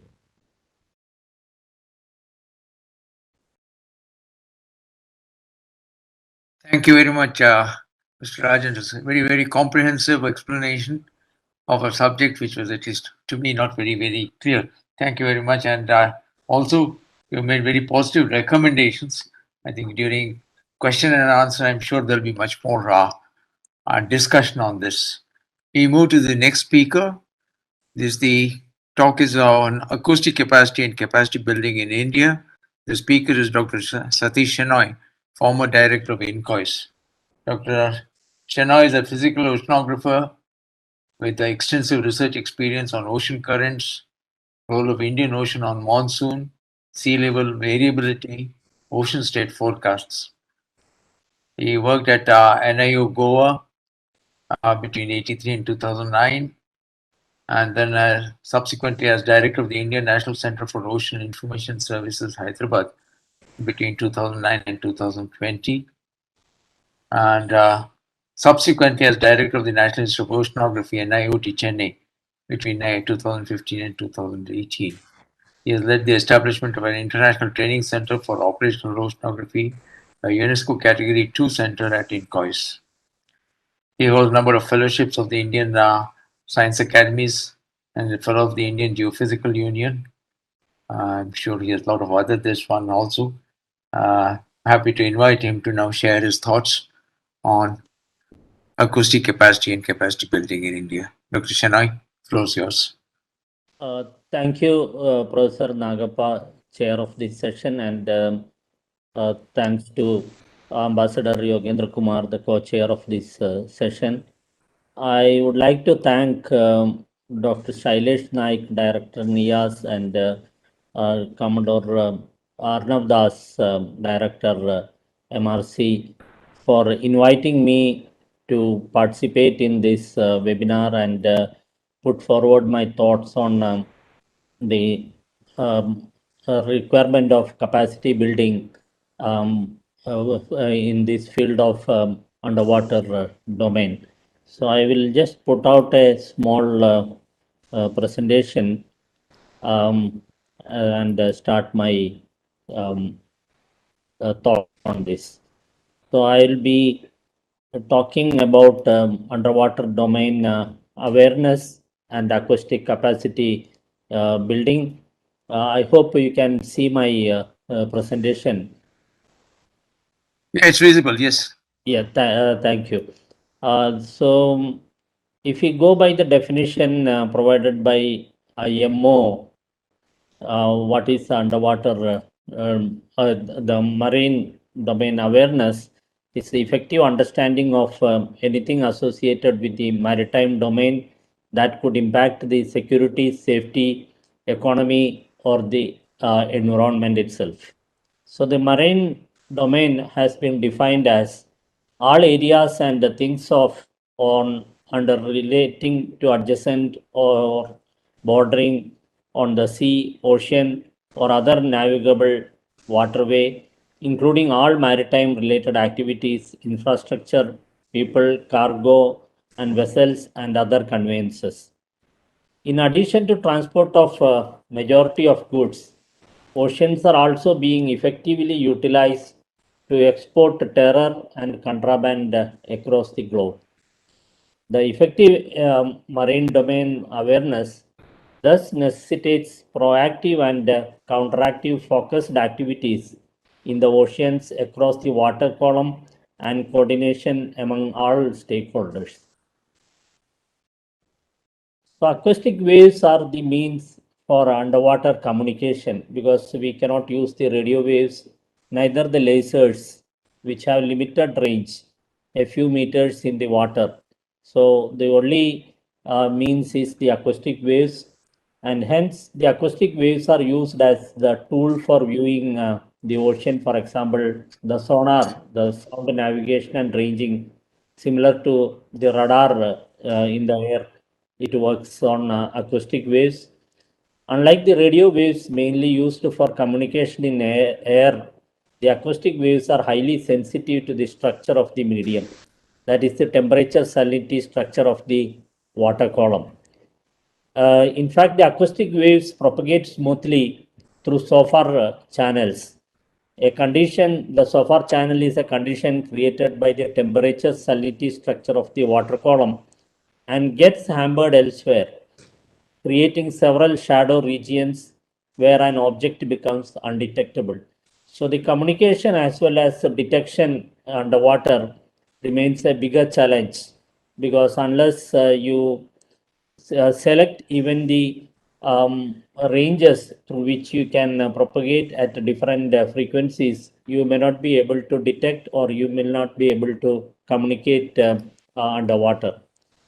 Considering the complexity of underwater acoustics, interdisciplinary expertise is required to deal with that and to take advantage of marine domain awareness for economical, strategical, and defense purposes. So capacity building in underwater communication, monitoring and scanning is one of the way out. And it's a highly complex and interdisciplinary subject which has to be developed, I must say, from the scratch itself. So I was looking at the institutions which are providing the master's level or PhD level or undergraduate level courses in India. And I could find very few, like IIT Kharagpur, National Institute of Acoustics, Thrissur, National Institute of Film and Fine Arts, Calcutta, the Film School, Mumbai, Department of Music, University of Mumbai, Sri Aurobindo Center for Arts and Communication, School of Arts, New Delhi, etc. But all of them are offering engineering courses in sound engineering, not in underwater acoustics. So institutions that offer courses or conduct research in underwater acoustics are very rare in India. I could not come across most of them. However, I could see that National Institute of Ocean Technology, NIOT Chennai, and IIT Madras conduct research and occasional training courses in ocean acoustic observations and modeling. But these are not regular courses which will prepare the coming generations in taking up their career in underwater acoustics.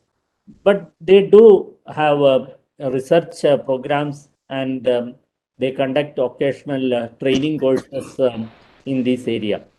In fact, IIT Madras had offered an MTech course in solid state technology with underwater transducer technology during 1980 to 1994.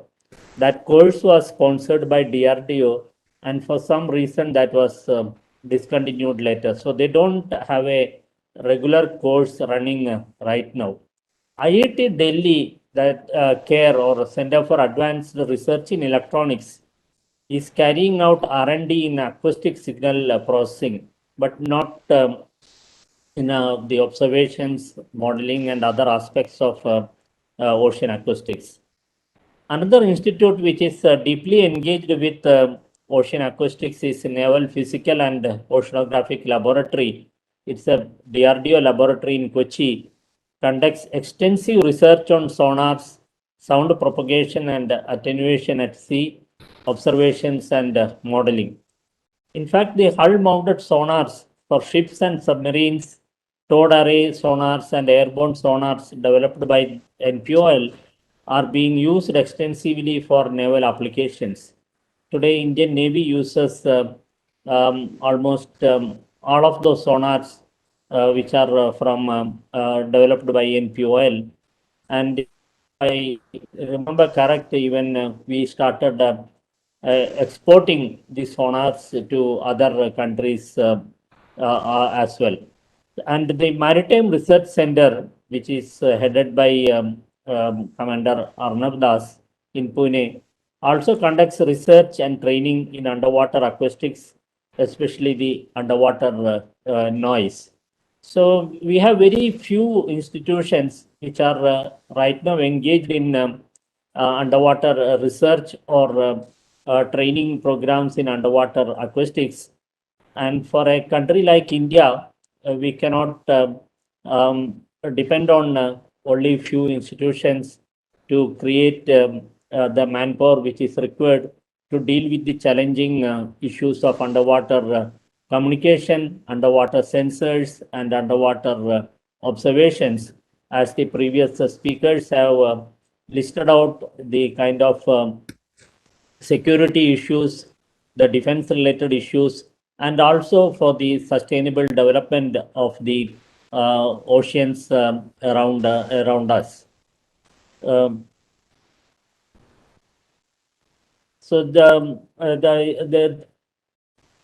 in fact, NIOT has developed a system called Buried Object Scanning Detection Sonar, or BOSS system, developed by NIOT, underwent several successful sea trials in terms of its operability and detection capabilities. So initial version had a 5-meter positional accuracy, but later they improved that to centimeter level by incorporating DGPS. And the data from hydrophone and DGPS are synchronized so that the signal processing is very easy. So we have these kind of capabilities in the country, but at a limited institutions. Similarly, in the underwater communication, NPOL Kochi has developed several technologies and products like 3G underwater acoustic communication system to communicate between submerged and surface platforms, near-field acoustic characterization system to determine the in-situ performance of sonar system, etc. These are just a few examples I am providing to show that we do have these kind of capabilities, but in a limited, very limited number.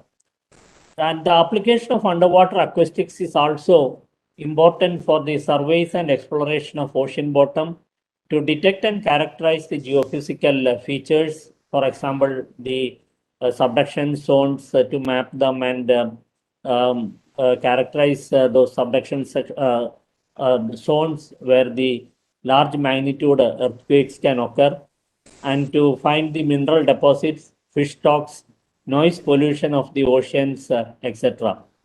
And the commercial activities like the precise drilling of oil wells, underwater recreation, diving, shipwreck hunt, etc.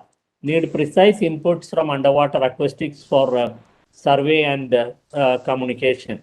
So the requirements are vast, and the demands are growing day by day. Thus, it is necessary to expand the awareness of underwater domain to such level to know what is happening in the undersea realm of our marine areas, especially from the securing our seas of communication, coastal waters, and varied maritime assets against the proliferation of submarines and mine capabilities intended to limit the access to the sea and littoral waters. As the previous speakers have pointed out, the presence of submarines and naval activities are increasing in the Indian Ocean region, challenging our security aspects. In addition to that, if you look at the maritime traffic through the Indian Ocean, with the dense commercial shipping and growing naval presence in the Indian Ocean, the need for underwater monitoring of acoustics modeling of underwater acoustics and the development of underwater communication are unavoidable now. I don't think we can ignore this anymore, and we have to flag these concerns and start working towards that so that we can create the necessary manpower in the country to deal with various aspects of underwater domain. In fact, NAOT has demonstrated the measurement of ambient noise using autonomous system with real-time communication. They did this experiment on an experimental basis by successfully deploying a buoy system of Goa, which has been handed over to Indian Navy for their applications in underwater ranges. Not only that, provided the information required by the Indian Navy, they also could monitor the underwater sound from the biological organisms. The hunchback whale that was passing through this noise, and that could be deciphered with this kind of observations. So if we put out this kind of ambient noise measurement systems, we can put our ears to the underwater and see what is happening in the sea, in the biological domain, as well as from the submarines and other activities in that region. In fact, we can easily achieve that, and I had also proposed this to NTRO as well as to the other naval commanders, that we do have a array of data buoys moored at sea in the Arabian Sea as well as Bay of Bengal. These are maintained by Ministry of Earth Sciences, the National Institute of Ocean Technology, and NIOT services and maintains these buoys for MOES. The primary purpose of these buoys are to gather upper ocean as well as the lower atmosphere data and communicate that data to the weather prediction centers as well as to the ocean forecast centers for their daily use to issue the forecasts on weather as well as the oceans. And this is a wonderful platform which is available by attaching this kind of acoustic monitoring sensors. We can make use of these buoys to put our ears down to the ocean and monitor each and every movement. And side by side, we have to develop the capabilities to process that kind of data, model that kind of data, and identify the spectrum at which each of these objects can make a noise, so that any submarine entering in our area can be detected without much difficulty by sitting at the naval headquarters or wherever the designated center in our country itself. So that kind of a capacity can be developed, and we have the opportunities to do that.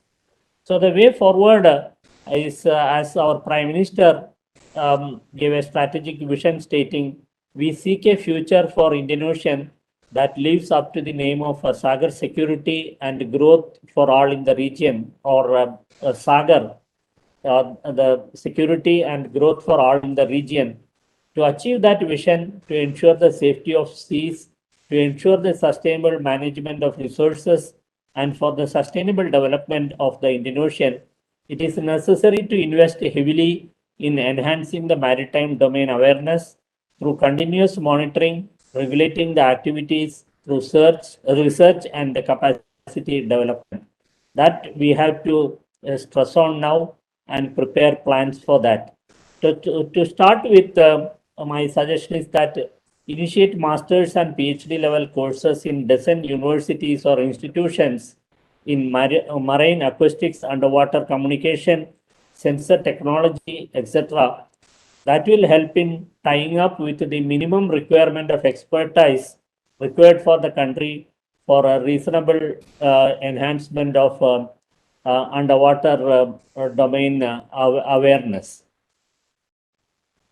The existing facilities like the International Training Center for Operational Oceanography, a UNESCO Category 2 center at INCOIS, also can be utilized for conducting the training courses, especially for IORA countries. Because this is a UNESCO Category 2 center, it will be easy to involve other countries in this training program as trainees, as well as in attracting the international expertise under the umbrella of UNESCO IOC in the ocean acoustics and related fields. So we have this kind of ingredients which we can scale up to build our capacity, as well as the capacity of our neighbors, our friendly neighbors in the Indian Ocean rim country region, and move forward so that we can build a safer and a sustainable Indian Ocean in the coming years. Thank you very much. Thank you very much, Dr. Rajan. Very compactly and nicely presented. And like in many other domains where we have the basic technology, but it's a capacity which is missing. So I think your wonderful thoughts on the way forward, how exactly we put up the technology and increase the capacity is an important message you communicated. Thank you very much, and let's see how exactly we add forward on it. This will come to the last speaker in the panel. This topic will be on emerging technologies in underwater domain, UUVs and drones. The speaker is Commodore K.G. Ramkumar, formerly of the Indian Navy, retired officer. In another study here at NIAS, we've had occasion to interact with Commodore Ramkumar, and I've been highly impressed with his knowledge base, the way he can, the passion with which he approaches research study, and the answers he brings to the topic. It will be a treat to listen to him. Commodore Ramkumar was an officer with the Naval Engineering Course of the Indian Navy, has had a long illustrious career spanning 33 years in the technical branch of the Indian Navy, and of which close to 30 years he has spent in the submarine arm. He holds an MTech in microwave engineering from IIT Delhi, MSc in defense and strategic studies from Madras University. He has other interests also, and he's quite an expert in Russian language. He's held a number of coveted appointments in the Navy, commanded different classes of submarines, and has vast experience in the underwater domain, both in terms of monitoring and things like that. That's what I'm. It's a pleasure to listen to him. I invite Commodore Ramkumar to share his thoughts on acoustic capacity and capacity building. Emerging technologies in the underwater domain and UUVs and drones. Commodore Ramkumar, floor is yours. Good afternoon, everyone. I hope I'm audible. Yeah, you are. And I thank Dr. Naik for giving me this opportunity to speak in this August gathering related to a subject of my passion, basically to talk about emerging trends in underwater domain specific to do with UUVs. Actually, as Dr. Rajaram had mentioned earlier, this is a very huge topic, a very wide one, and it actually entails having many more such talks and discussions so as to do justice to the topic. Notwithstanding, given that this is a good start, I have taken a slice of information that would perhaps be useful to the forum. And I thought that certain suggestions related to policies and plans would be in order, given the requirements that are imminent for the project that is in force right now. I would like to share a presentation so as to take this forward. I hope the presentation is visible. Yes, go ahead. Ramkumar sir, kindly bring the mic closer. You are not very audible. Yeah, I shall just. Yeah, am I audible now? Yes, sir. Yeah, so the topic is emerging technologies in underwater domain, specifically restricted to UUVs or drones. I want to bring a statement forward for everyone to take note of, and that is skies are clear and bright, but oceans are dark and deep. This profound statement actually is a reflection of how things are in various areas of work, whether it is technology, whether it is thought flow, whether how things are looking up in terms of defense or exploitation of resources. You find that the statement holds good everywhere. The very fact that the oceans are dark and deep has been useful from the perspective of stealth, and that being the least common denominator, submarines operate there without much of ado. The problem here is the submarines and other objects are operating in the cream layer, that's the top layer of the ocean, maybe about 400 or 500 meters deep, and beyond that has been very restricted to forays, I would say. With the advent of UUVs, this whole thing is going to change. You're going to have a dimension which is going to extend downwards. Numbers is going to be rapidly increasing. Deployments are going to be much more. And the incident which happened with USS Connecticut in the South China Sea is just the beginning, is what I feel. Unless we do something drastic to get hold of this situation. Endeavor, of course, in underwater acoustics would be to make these oceans clear and bright too. If you don't achieve that, at least we will be able to reduce the translucence, so to say. From opacity, we reach translucence, and from translucence, we will be heading towards being transparent. A few statements I want to bring here. One is that UAVs and AAVs are heralding a new era in the underwater domain, as we all know. Technologies and platforms have reached a level of realization where they can be deployed today. On maturity of these technologies, the numbers deployed would be exponential. It's going to be a very, very rapid rise in deployed numbers by various countries, by various fields of work in the ocean. Therefore, it's very critical to develop a survey methodology, have a 3D mapping of our own oceans to a large extent, enhance surveillance, and bring in military applications at the earliest, as what the world is headed out to do. And it also provides for a range of asymmetric options in military perspective. This is one area which is going to be very useful, at the same time can be a high level of threat if it is being exploited by other forces. There's a need for capabilities to monitor activities in this sphere of influence. UAVs are not replacements for submarines in today's context. This is something which I would like to highlight, because many forums, it always felt that now that the UAVs are there, they're going to be a frontier, and so submarines are going to take a backseat. I don't see it happening quickly, because the sizes, the dimensions, the sensors, the ranges, as of now, preclude such a replacement. However, if any disruptive technologies come, that will certainly change the equation.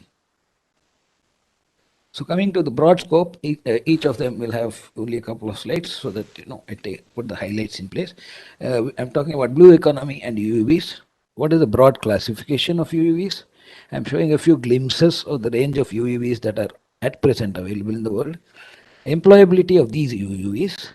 $1 million question of where are we, and what are the developments of UUV that we need to do? What are the technological areas that needs to be focused upon? And thereof, what are the salient aspects which have made other nations reach there, where they have reached in this area of work? What is my suggested two-pronged approach to tackle the problem?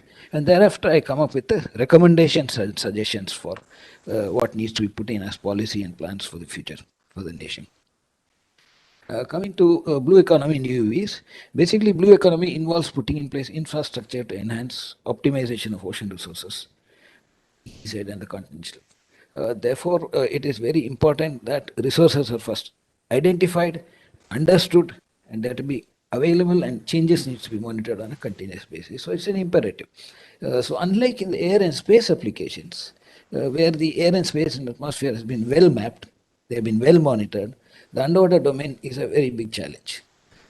The sensor technologies, surveillance, monitoring, tracking, prediction systems, they're all challenges, because most of these systems, as on date, work on probabilities. If you detect a particular object underwater using a sonar, it is a probability. It's saying that the probability of being accurate in its position is only of an order of, say, 0.7, 0.8, of that order, irrespective of how clearly the sensor has picked up a target, because that's the way sound waves behave underwater. So it can be termed that the oceans are at best today translucent, just kind of able to see to certain depths in certain manner and arrive at certain detection purposes. That's the way it is right now. Detection of underwater objects, position keeping, communication, renewable source of energy. These are going to be challenges. They're even challenges till date, and they're going to remain for some time to come.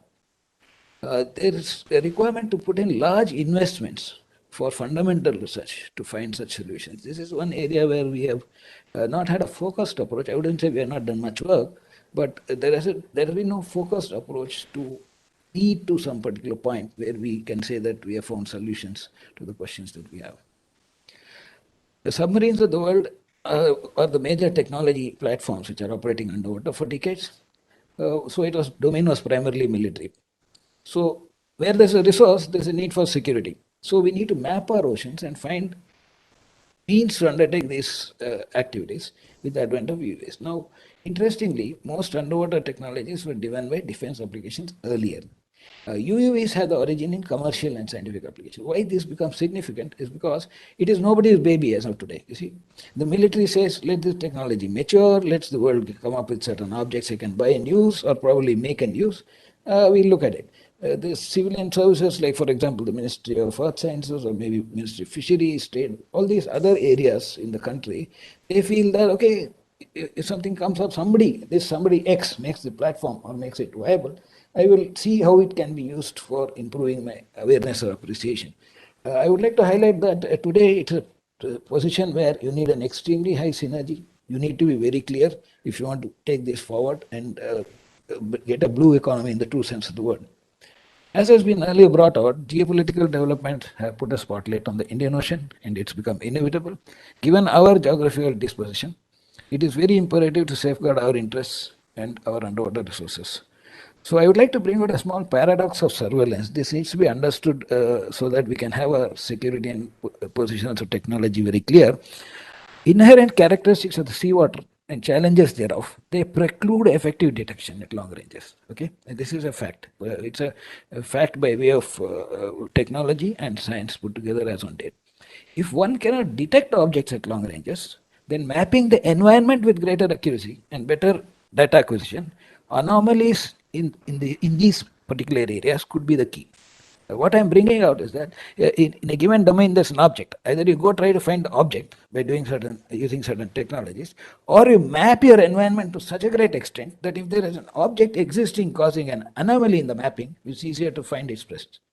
So the second way is also very critical when it comes to underwater domain. So to gather data and create a 3D mapping of the oceans and its zones for surveillance, UUVs and AUVs will be the ideally suited objects because they are fundamentally not expensive. Technologies can be fit into these systems. They can be deployed at higher depths. They can be deployed almost indefinitely as long as they can be assured a source of energy. And these data could be collected, collated, and put in a framework for getting the translucence reduced. It's therefore imperative that we should put a robust framework and provide an impetus to change our capability in relevant underwater technologies for the future. Oh no, Ramkon, there's a request that you should speak either louder or speak closer to the mic. Yes, sir. I'll do that, sir. Perhaps I'll just. I've just reduced ambient noise by switching off the fans. Perhaps it'll be better now. Actually, classification of UUVs, I would put it as follows: sea gliders, ROVs, UUVs, AUVs, LUUVs, XLUUVs, and submersibles. This is broadly the way in which the world looks at underwater unmanned objects, and each of them have their own significance. With this, I would like to take you through a few slides indicating how these categories are.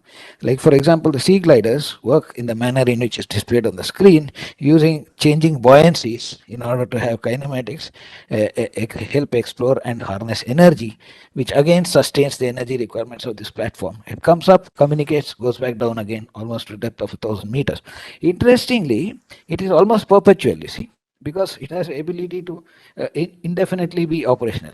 To give you an example, this particular sea glider is not something of a concept. One sea glider has moved from coast of US to the coast of Australia over a period of 1 year without failures and has gathered sufficient information.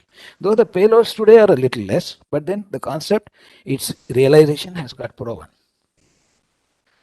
This is another example of knife fish, an unmanned undersea vehicle which is made by the US for detection classification of buried mines, which can have an endurance of 100 plus hours. It is operational and in use.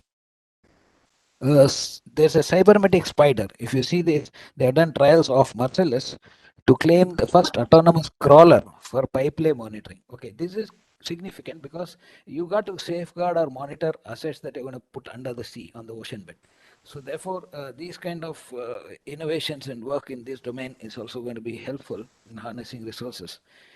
This is an example where the Chinese fishing vessel found an unmanned UUV, which became a big controversy some time back.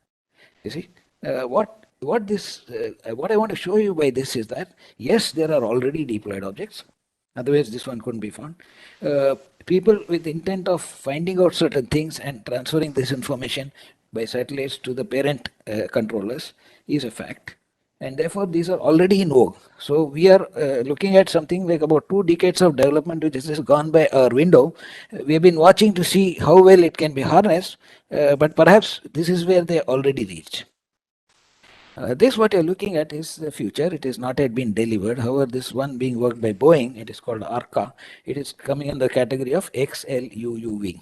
So this is going to be a huge one, and this particular UUV, so to say, it actually forms an autonomous underwater vehicle because it has its own capability to work in the environment. So this is what the future is going to look like. These kind of objects are going to be deployed all over the place to task from surveillance, tracking to engagement. So this is how the whole concept works. This is one of the sea trials of one of the versions of the XLUUVs that's going on. This is a series of Bluefin, which is basically by General Dynamics Mission Systems. They have come up with various payloads. Why I brought this slide is that it has the ability to replace payloads to your convenience or to your utilization. That essentially implies that if you have the vehicle, you can use it for multiple applications, which will be true across civilian and military spectrum. This is a picture of a Chinese UUV which was paraded in one of a couple of years back. It is HU1001.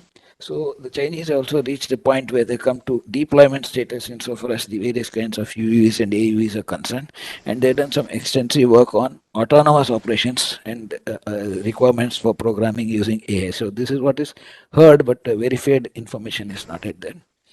Now, this particular slide, I just brought it to show that there are various categories insofar as UUVs are concerned. By the US, there's a program for expanding in this sphere and thereafter bring it into warfare in a big way. Why I put this slide is, if you see from bottom to top, you're almost there at the XLUUV. You're almost there at the ARCA, you see. This essentially implies that the ones which are down below are already in use. They've already been tested, tried, and they've reached here. So the essential takeaway which I would like to give all of us is, we are almost 2 decades behind in development and technology of UV. We have not yet reached a point to be in consensus to see what we need as a nation towards this. We need a framework and a policy to put and stitch these things together. The other countries have found certain reasons or needs which they are fulfilling by doing this. So where is it that we are lacking? Because given the EEZ and blue economy requirements being same for all coastal nations, I don't see why we don't find a need to step into this domain. In fact, there are studies by various countries to map, 3D map the ocean floors, even in the IOR region, when we have yet to take a step in that direction. So that's what the takeaway I wanted to bring by the glimpses I put across. Next, I just highlighted a few areas of employability, just to bring out that spectrum under which these things work. One is hull and underwater inspections, marine biology applications, ocean bed mapping, exploratory work for ores and mines, renewable energy initiatives, monitoring of environment and other critical ocean parameters, monitoring of fishing zones, identification of migratory shifts in shoals, geospatial mapping, GIS requirements, surveillance of the areas of interest by way of hydrography, bottom profiling, so 3D mapping, etc. Need for underwater bases or ports. This is a new thing that's going on in the countries which have already developed quite a bit of UUVs, is to see how they can be supported or deployed or kept away in underwater bases or ports for deployment as deemed necessary. So this is a new concept that's coming up. So a lot of work is being done scientifically to see how energy can be transferred underwater to charge them with contactless or otherwise. And weaponization of UAVs is the obvious follow. Mine countermeasures, use of UUVs for denial of ports rather than employ assets and have them in rotation and spend enormous resources. We could probably put them for denial of ports. They could be used for shadowing ships and submarines, maintaining a particular location. Like for example, you have a slock that needs to be monitored. You can have them loitering in the location and kind of provide you information when they come to the surface. Ability to be controlled and deployed from underwater stations, which gives them an enormous flexibility in the underwater domain. Need for ensuring high surveillance. Now, this is a very critical area. We have looked at the point of how to exploit. We also need to look at the point of how to defend from such exploitation. So, for high level of surveillance for other UUVs could be used by rogue nations or non-state players, you see. So, this is something of a grave cause of concern. Coastal assets needs to be secured and protected. That could be done by installing transduction arrays in various buoys, as was brought out earlier, which is already there for weather applications. And certain critical vital assets can be protected by putting certain sensors in the areas with a focus to identify such objects. Otherwise, this could become, a flashpoint for exploitation, because the cost of an UAV is not going to be very high. Underwater photography, videography, salvage, search and rescue. Given this broad spectrum, it is very important for us to start getting into the system as quickly as possible to catch up for the last 20 years, and thereafter to see where to go. Now, where are we as from what I gather, certain research work was done by academia at IITs for a UUV prototype about a decade back. L&T had manufactured 2 of the models in collaboration with an Italian firm and checked its functionality, but was not commercialized subsequently. Initiatives have been taken by DRDO for military applications as a study and prototypes for identifying use and areas for the future. Work on ROVs has been done very successfully by NIOT. Though of course they have met all the needs, and indigenization process being long for such critical technology, they have used sensors etc. which have been sourced from other countries. Notwithstanding, as a project it has been successful by deploying ROVs, which is a great effort by NIOT. At the same time, they have been chartered with the task of submersible design for manned submersibles, which is in progress, which is 1+. So what we find is there's a very wide gap in technology areas which needs to be bridged. And the projects are in progress on biomimetics. As brought out earlier in the presentations, that biomimetics is going to start in a big way. IIT Madras is already doing work on biomimetics. The project has been chartered to them, and they have commenced work, and some trials have been done. This needs to also be taken up in a big way, because it is imperative that we have such things in place and put for exploitation. Because our region is going to be very dense now. So it's time to have some things tested and going. So what does it involve? I mean, what involves development of an UAV? So what is involved, I feel, which needs to be put as policy? There's a need to develop an indigenous ecosystem for the development of these types of UUVs. It's very important. And they could be classified as follows. One is UUV as a platform. That means it has a hull form. It has its buoyancy, propulsion, energy package. Options, navigation and communication aids, which forms the basic platform. It's like a chassis of a truck, for further augmentation, what you want it to be used for. Then you have a situational awareness sensors and their development. This becomes very, very critical for unmanned objects, because you take many things for granted when you run a submarine. You have people inside. You get sensor information, you process it, take decisions, and move accordingly on a submarine. The UUV can't do that. You need to give it intelligence. So even simple things like obstacle avoidance, or going from motion mapping, like going from place A to place B. So enormous amount of algorithms, enormous amount of software effort. These are going to be very intense. So there need to be people trained, crewed for doing this. Third is payload systems. So what I call payload systems will include all kind of sonars, bottom profilers, robotic arm, whatever it is that you need the application to be met for, could be considered as payload systems. So your investments in technology should be in these 3 scales, because they have a very vast difference in verticals of research. So therefore, we need to be very clear when we make this effort. And the last statement I'd like to make on this slide is important, because this is like robotics. People have done well on robotics. People have done well on drones. And you will find that they have a lot of contributing technologies, but the base is very broad.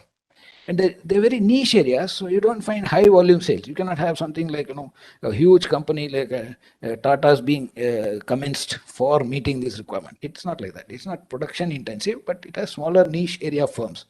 So challenges in autonomous operations is going to be in a big way, which I've already brought out earlier. So therefore, the focus should be on niche areas of work and stitching things together. So I have just highlighted a few technological areas so as to be clear in what I'm saying as to how they are going to be different and what needs to be done.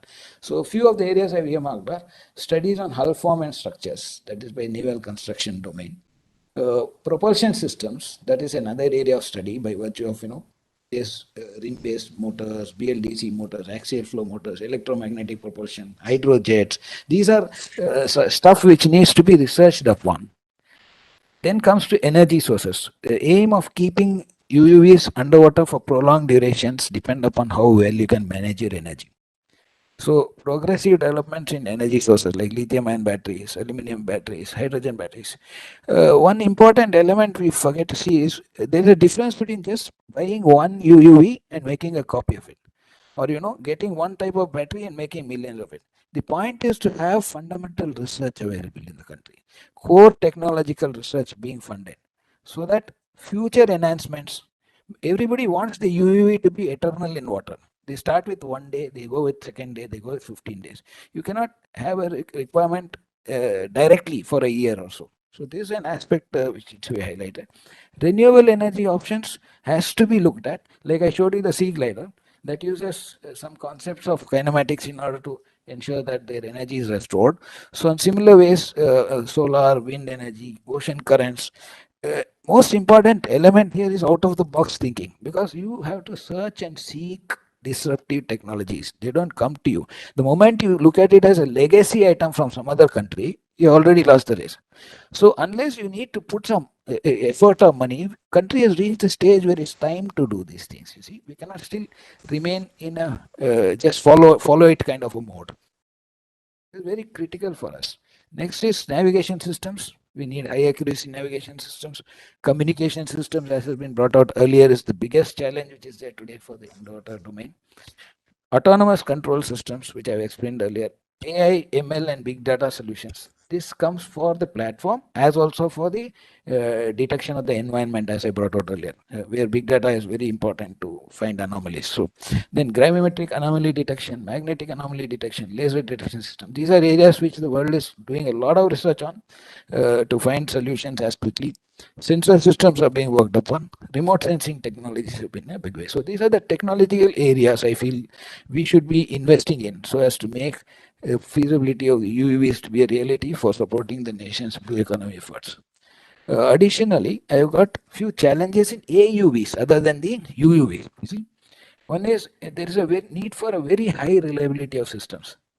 Something going from US coast to Australia, or something going from A to B for 20 days, or living inside the water for 50 days autonomously with no manned support or replacements, requires a very high level of reliability. So proving one prototype doesn't make you already arriving at the field. You need to be able to replicate in numbers and make it reliable. You can't have your UUVs being found by others all the time because it failed somewhere, or it just kind of surfaced somewhere when it was not meant to be, right? So these points that I made are very critical when you're drawing out broad spectrum of requirements to be looked at, like fault tolerant systems, thinking and executing capability, collision avoidance. So this area I've already discussed. And finally, the dream of any underwater domain guy is to have a truly unmanned submarine. Right? Do all that a submarine can do and more, but without any manning requirements. So I brought in two slides on what are the salient aspects I find which other nations have solved or found, which we are yet to do, so that this would help you identify what we need to look for, right? So here it is, a driving force for sustenance or development initiatives is very important, because you have to identify the needs first. Unless you have a need, there's no sustainability. If you can keep making and giving whatever the greatest technology, but if the user didn't find a need, it will not be sustained. So in various departments and users or stakeholders of the blue economy, we need to identify what are the needs and then clearly define the goals, structured approach, and then channel investments.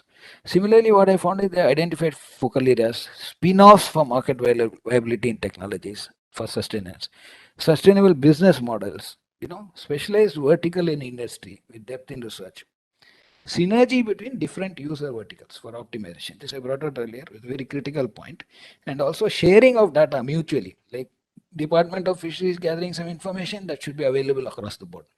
Any one of us carry information of the domain, it should be available across. Challenges in monitoring, licensing, and governance, they have all started handling it, though there's no clear-cut policies in the open literature available to prove that. Exploitation by non-state agencies is something we have to be very cautious about, I brought up earlier, and need to establish a framework and arrive at multinational consensus or deployments in open ocean. Now, all peace-based deployments of UUVs, you'll have to start having a regulatory mechanism, interaction with other countries deploying these resources in the Indian Ocean region, so as to avoid collisions first, sharing of data, ability to have command and control over the region of interest of yours. So therefore, this framework needs to be put in place. Then impetus in developing technologies that could enhance transparency, facilitate surveillance in large expansion of oceans for smaller objects. Easy to detect a submarine, but a UUV of the size of a torpedo running at low speed is not an easy task.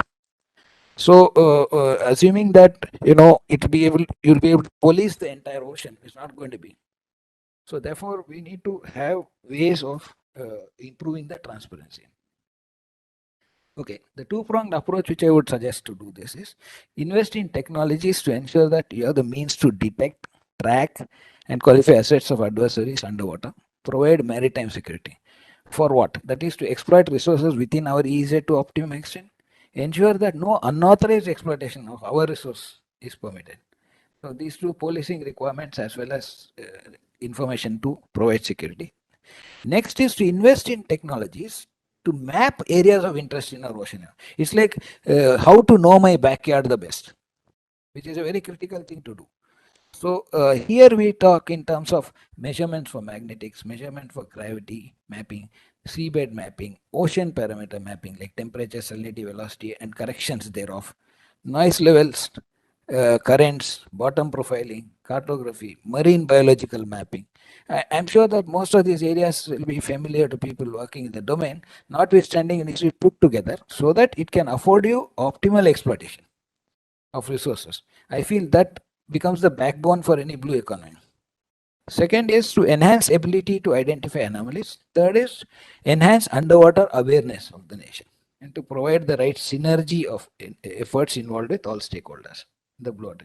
Like if there's a cyclone approaching, the IMD has made it a point that you get this information across the board even before it hits. So the number of casualties have been greatly diminished in the last 2 decades.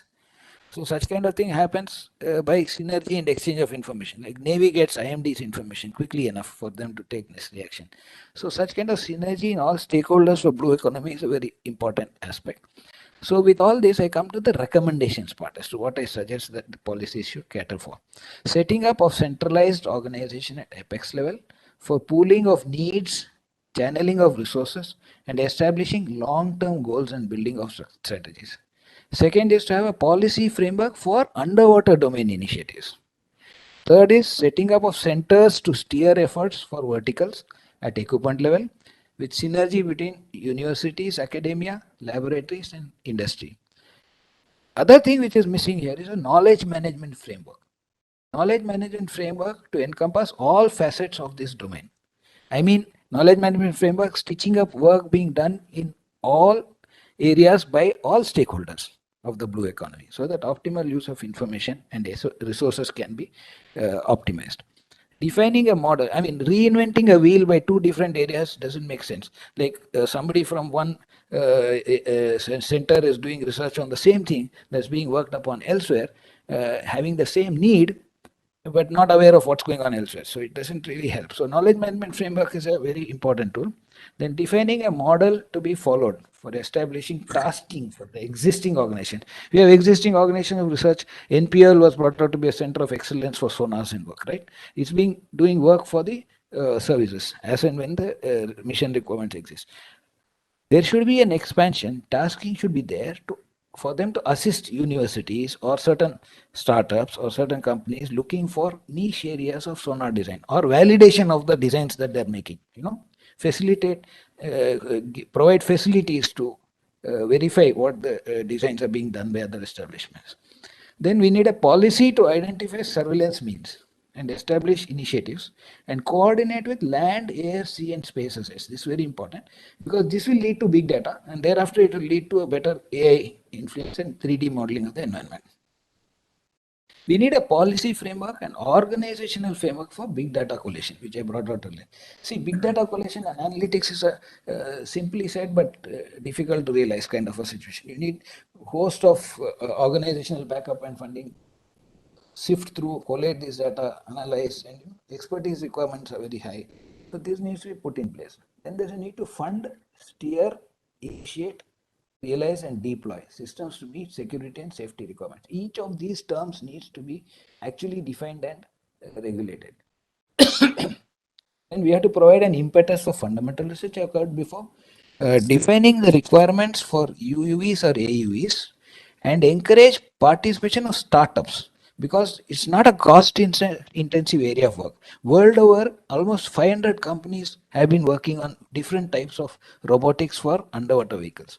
So therefore, we also need to encourage startups.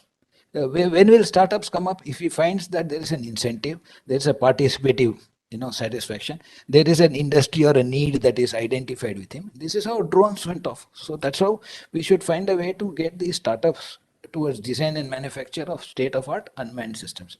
Now, when I say startup, it's not that you have to make a UUV as a whole, you see. You can take certain niche areas and subsystems as its primary, and thereafter we need a framework of an organization, put it together. That is where the centers for subsystems by a policy framework becomes important, because who's going to be the integrator? I mean, who's going to put these things together to meet the user's needs? This central, the hub in between is missing today. You don't have any set of agencies which are there with platform level design work or to match the need with respect to how the packaging needs to be done and tested. So these agencies will have to be brought in. A robust regulatory and compliance framework would be a must for underwater domain, and clearly defined command and control network. Like earlier, we were listening about how rules of the road at sea are there, how ships follow channels, various certain things are there. But underwater is like underworld, Everybody makes his own rules. So now we have to see how there should be no clash even within our own resources.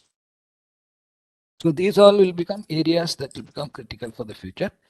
By way of suggestions are the following points. Some of them will encompass the recommendations portion, but however, all future underwater domain requirements would be interdisciplinary. This we have seen very clearly. So classical approaches to get a project going may not really reach optimality. So we have to have out-of-box solutions. That is the need of the hour. And we need to bridge the gap as well. We cannot start today by having seats in university for acoustics. They are needed, there's no doubt about it. But if you feel this start is good enough for it to meet an end, it is not true. So it's time to put some things in parallel in place. It's time to borrow certain technologies or take TOTs in certain areas if deemed necessary, so as to bridge the gap first.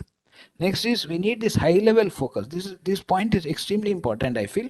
High level focus at apex level should be manned by experts from various spheres by stakeholders with clarity on way ahead, not for next 2 years or 3 years. It should be for next 4 or 5 decades as to what we need to do. Long-term perspective is sadly lacking. People have ideas, people have clarity, but as a system, we should have something in place for, say, I should be able to define underwater doctrine for next 100 years. It could just be a vision, it could be a framework, but there should be something that is to be a guiding point, something that allows you to channel resource, channel thought. These aspects need to be looked at. So I am saying that at least 4 to 5 decades, what we want to do and how we want to do has to be clear. all developmental activities have to be harnessing three sets of resources, which I found common with almost every country which has done well in these areas. One is all central research laboratories and industrial based R&D.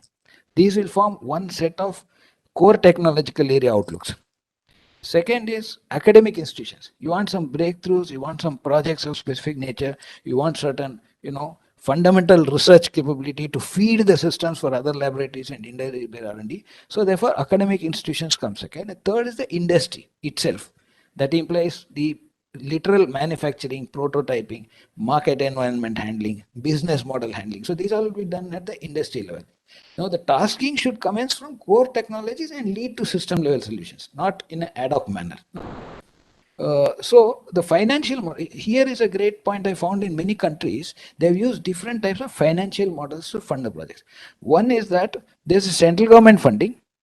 The second is that there is a funding by the user or the stakeholder department. Third is there's a funding by the state where this particular school or a technological innovation is happening, because they get a stake in it when manufacturing starts. So they have mapped the financial model for funding this part in core technologies.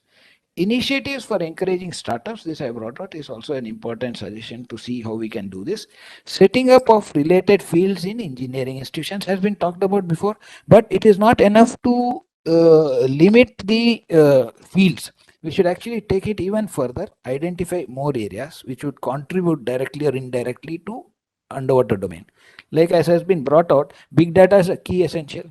Are we having sufficient expertise in big data collection to be able to do 3D mapping of the ocean? Do we need something different there? So these are outside of the acoustic environment. So this also needs to be addressed while taking this together. Setting up, then policy should involve setting up structures and funding, I told already. Setting up of regulatory frameworks. Now, this is a very important element which is often left to the fray. If you don't have this in place, what is the consequence? Consequence is that it will become like what happened in space. Everybody launched a satellite, now there's so much of debris, you're trying to figure out how to work around it. Same we did with, land assets. After a certain point in time, we say, okay, what did we do? We have kind of just messed up the whole thing. So here, since it is a start in these areas, we should already start having licensing now. Like anybody wants to test a UUV in the water, he has to fill these forms, or even if he's starting to manufacture something, he needs to record online on so and so portal. These can, and also when he's registering the firm, tags should be attached to the knowledge management system, so that there's a way to license and control objects going into the water, to start with our own. Thereafter, we'll see how to deal with neighbors and other countries which are friendly nations. And sorry to interrupt, could you kindly conclude a little bit faster? This is my last slide, sir. Oh, fine. Okay. Thank you. Thanks for it was so thank you very much indeed. It was so interesting. I didn't feel like interrupting. I thought all of us would be richer by listening to you. Thank you very much for a very rich content and bringing into focus the technologies we need, not for the immediate response, for the next few decades, the policy framework that needs to be this one. So, Prakash, till what time can we go? Sir, we are running time. So we can have like 10 minutes of like 5 minutes of concluding remarks by the chair and co-chair. Then after that, we can go for the open discussion, sir. So before I open up for our discussion, this one, I'm sure there'll be questions. We'll come. I have one suggestion. Just one second. I want to make a point. Sorry, I just want to make a point here, because the program says the concluding remarks are at the end of the discussion. So I think maybe it'll be at the end of the discussion. It'll be. We'll stick to that. What my suggestion? We'll go through the discussion. We'll try to see how we can condense by maybe grouping some of the discussions together and then posing question. But may I kick off because all the panelists have made certain points with regard to where we lack, especially on the policy framework and with this one. Would there be merit? Maybe all the panelists could perhaps reflect over this one.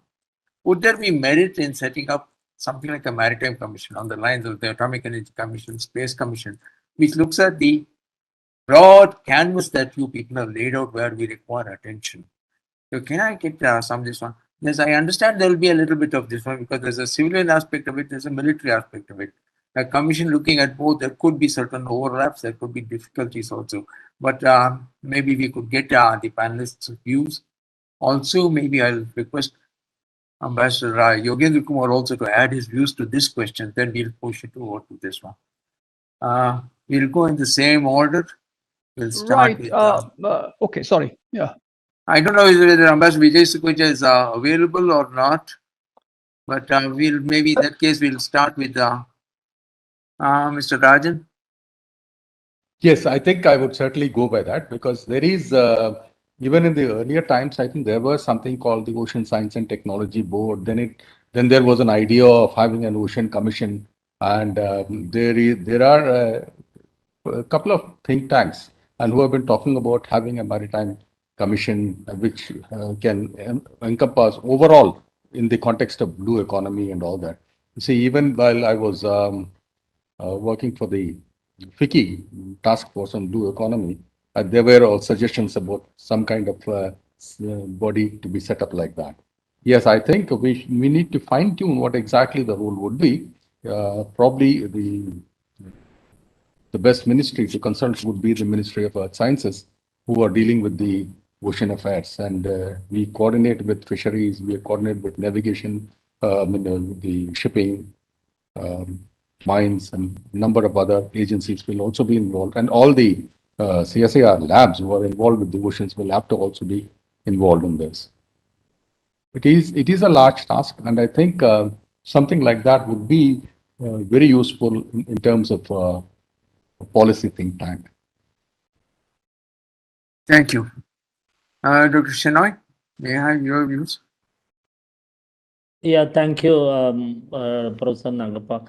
I will also support that idea of setting up a ocean or maritime commission, whatever it is, because this involves several areas from defense to the science, then and all the ministries as well as several type of institutions.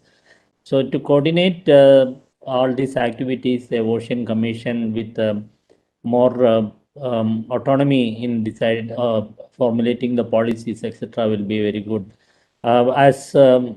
Rajan had mentioned, I think it can evolve around the Ministry of Earth Sciences right now, which is the Fulcrum Ministry for all activities in the ocean and looking after all those research as well as technological developments. So I think that's a good suggestion in my opinion. Thank you. Commodore Ramkumar? Commodore Ramkumar, may I have your views on this? Surely, sir, I have a few radical thoughts. So it is only for deliberation, not for implementation. I feel that, this ownership from various ministries is always going to be a biased situation. So I feel that it should be like an authority, like an independent authority, Okay. consisting of experts with adequate experience in their respective domains. For example, if Ministry of Earth Sciences has about 10 scientists who are really good and they have worked for a long time in this domain and they're clear what is needed, they should get posted to the authority and they don't go back, you see. Many countries follow this, like Russia for nuclear and radiation safety follows this. Experts are taken with great experience from the respective parent organizations and they are made to do surveillance, they are made to do evaluations, etc., and they're not sent back. But they continue to work in that authority because of their expertise. So they are more free and not bound by the organizational train of thought. That is the scheme of things behind it. So that there's a certain objectivity and there it will provide cohesion. If this happens with all ministries, you have the relevant people and experts in the field. They form kind of a think tank in an authority, which is an agency which is going to be second to the government to advise them on these matters and ensure policies are in place. This will provide you long-term continuity, say for 4-5 decades, and people can really contribute well. Stitching could be good. And the knowledge management portal handled from such an authority would be unbiased and could be cross-utilization would be better. That's what is my opinion. Thank you. You must have some thoughts on this. I was wondering whether you would like to share your opinion. Thank you. Thank you. I think, first of all, I was just reading some literature. The Niti Aayog already has set up some kind of a coordinating mechanism for blue economy related requirements and as to how different synergies develop between different ministries. So I think what you suggested, so one of course is that maybe that Niti Aayog exercise, perhaps this could also be embedded in that to begin with. And then if they are thinking about Maritime Commission, then this particular aspect needs to be a separate subset, because if it is merged or sort of merge into that larger kind of institutional structure, then perhaps it might lose the urgency that has been already highlighted in the various presentations. So I think the kind of issues have been mentioned: interagency coordination, regulatory frameworks, interface with regulatory, the collision between various regulatory frameworks, the gaps, and so on and so forth. And the fact, in fact, there's a point I wanted to actually also make. There is an urgency in the sense that we are not yet in the race, whether it is in terms of underwater domain awareness, whether it is in terms of managing the climate change threat that is emerging for us from the warming of oceans and acidification and so on and so forth.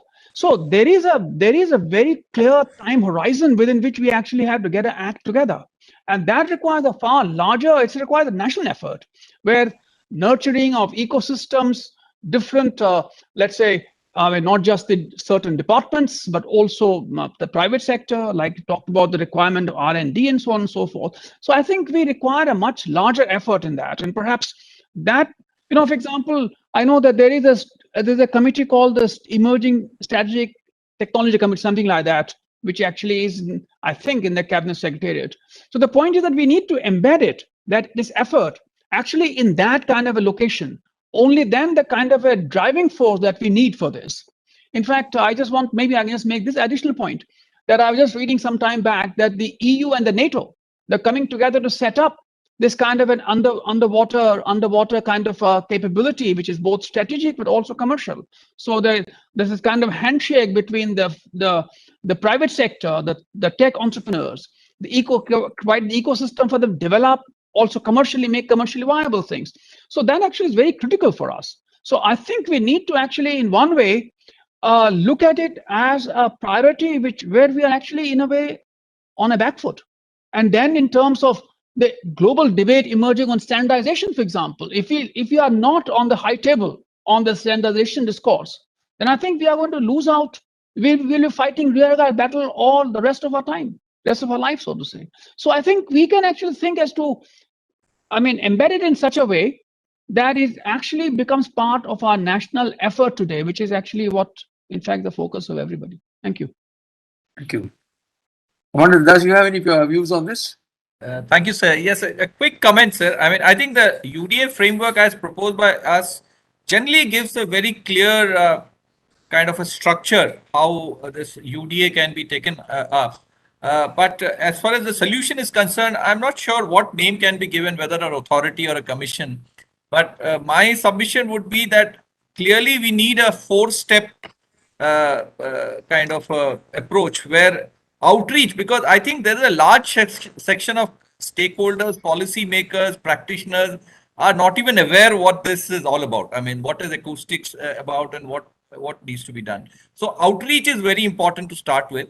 Second is engage. Then we have a clear engagement with the stakeholders, policy makers in a very, very kind of focused and structured method.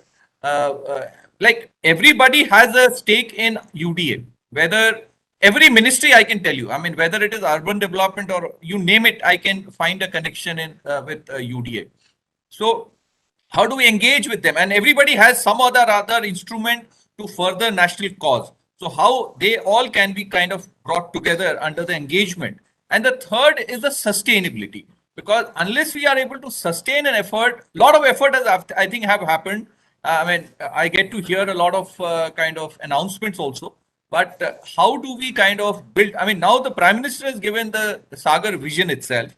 But in the Sagar vision also, there are so many other projects being driven. Sagar Mala is huge.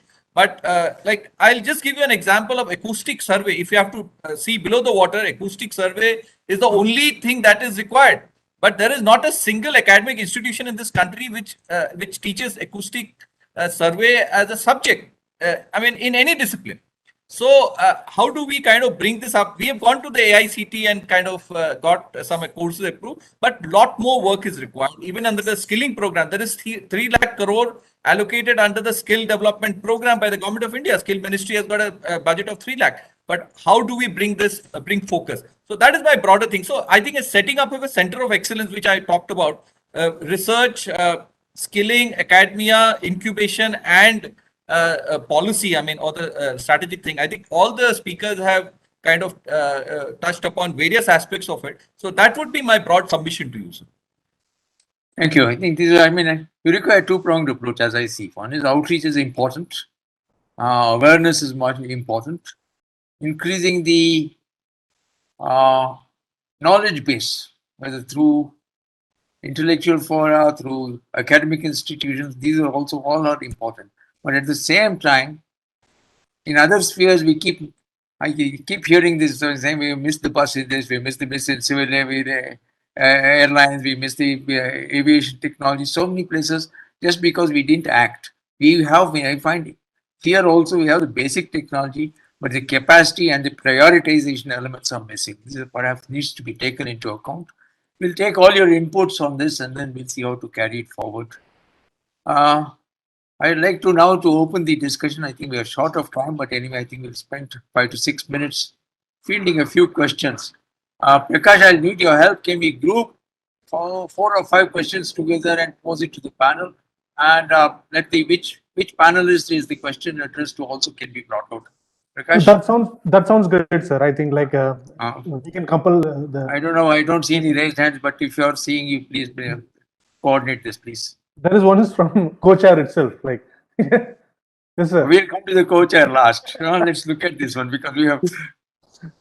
I don't want for us to hog the. We've already. That's why I posed the question to start with, where we get the important feedback. But from the audience, are there any questions?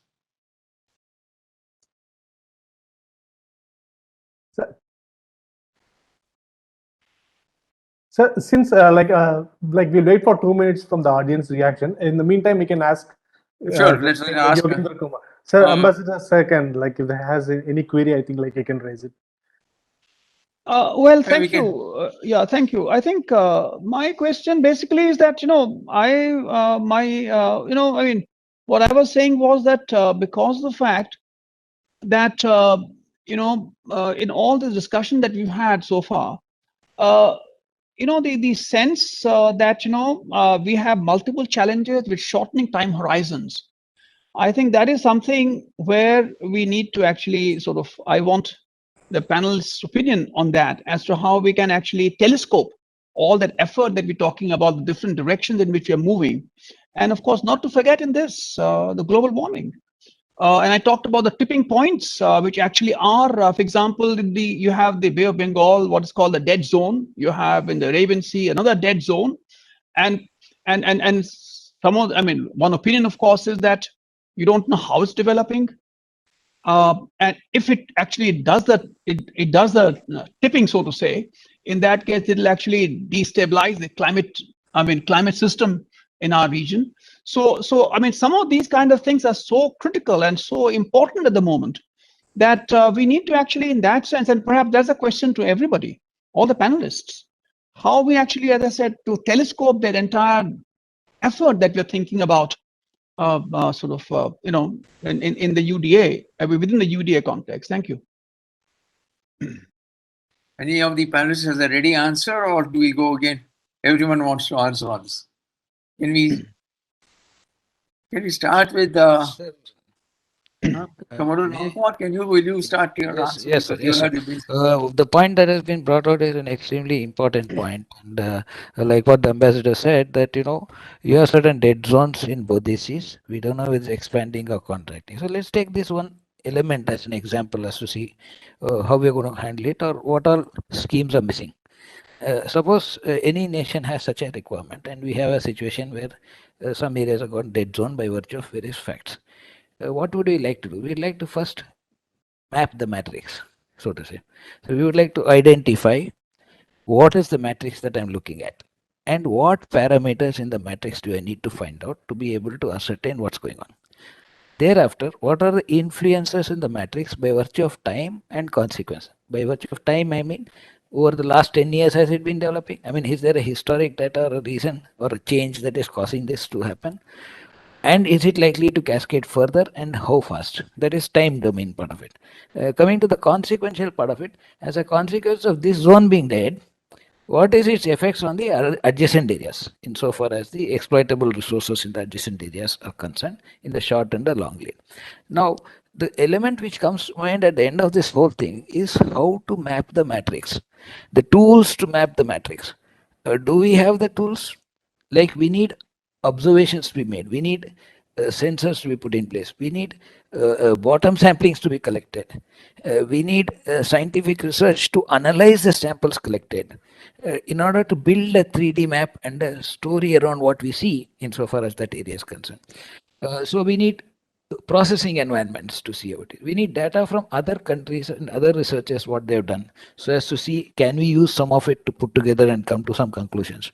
This network is not yet established. We don't have data sharing requirements with most of the nations insofar as underwater domain is concerned. Even though some people might have had better mapping by using resources from space-based sensors, the sharing element is not there.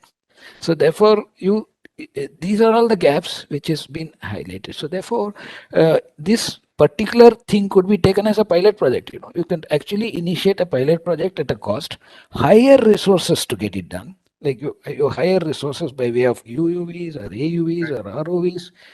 Get this particular project going. Let it become a model. Maybe it takes a year or two, but we know fully well what all resources went in, what our shortfalls are, and we start using that as the basis to map our requirements for the future.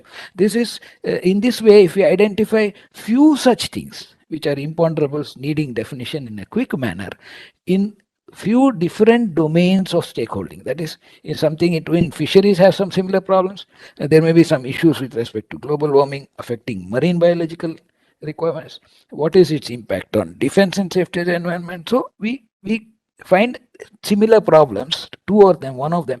Take that as pilots. Let us run to see how we can get what we want. And then with those gaps, we can start building the process parallelly. This is my opinion on that.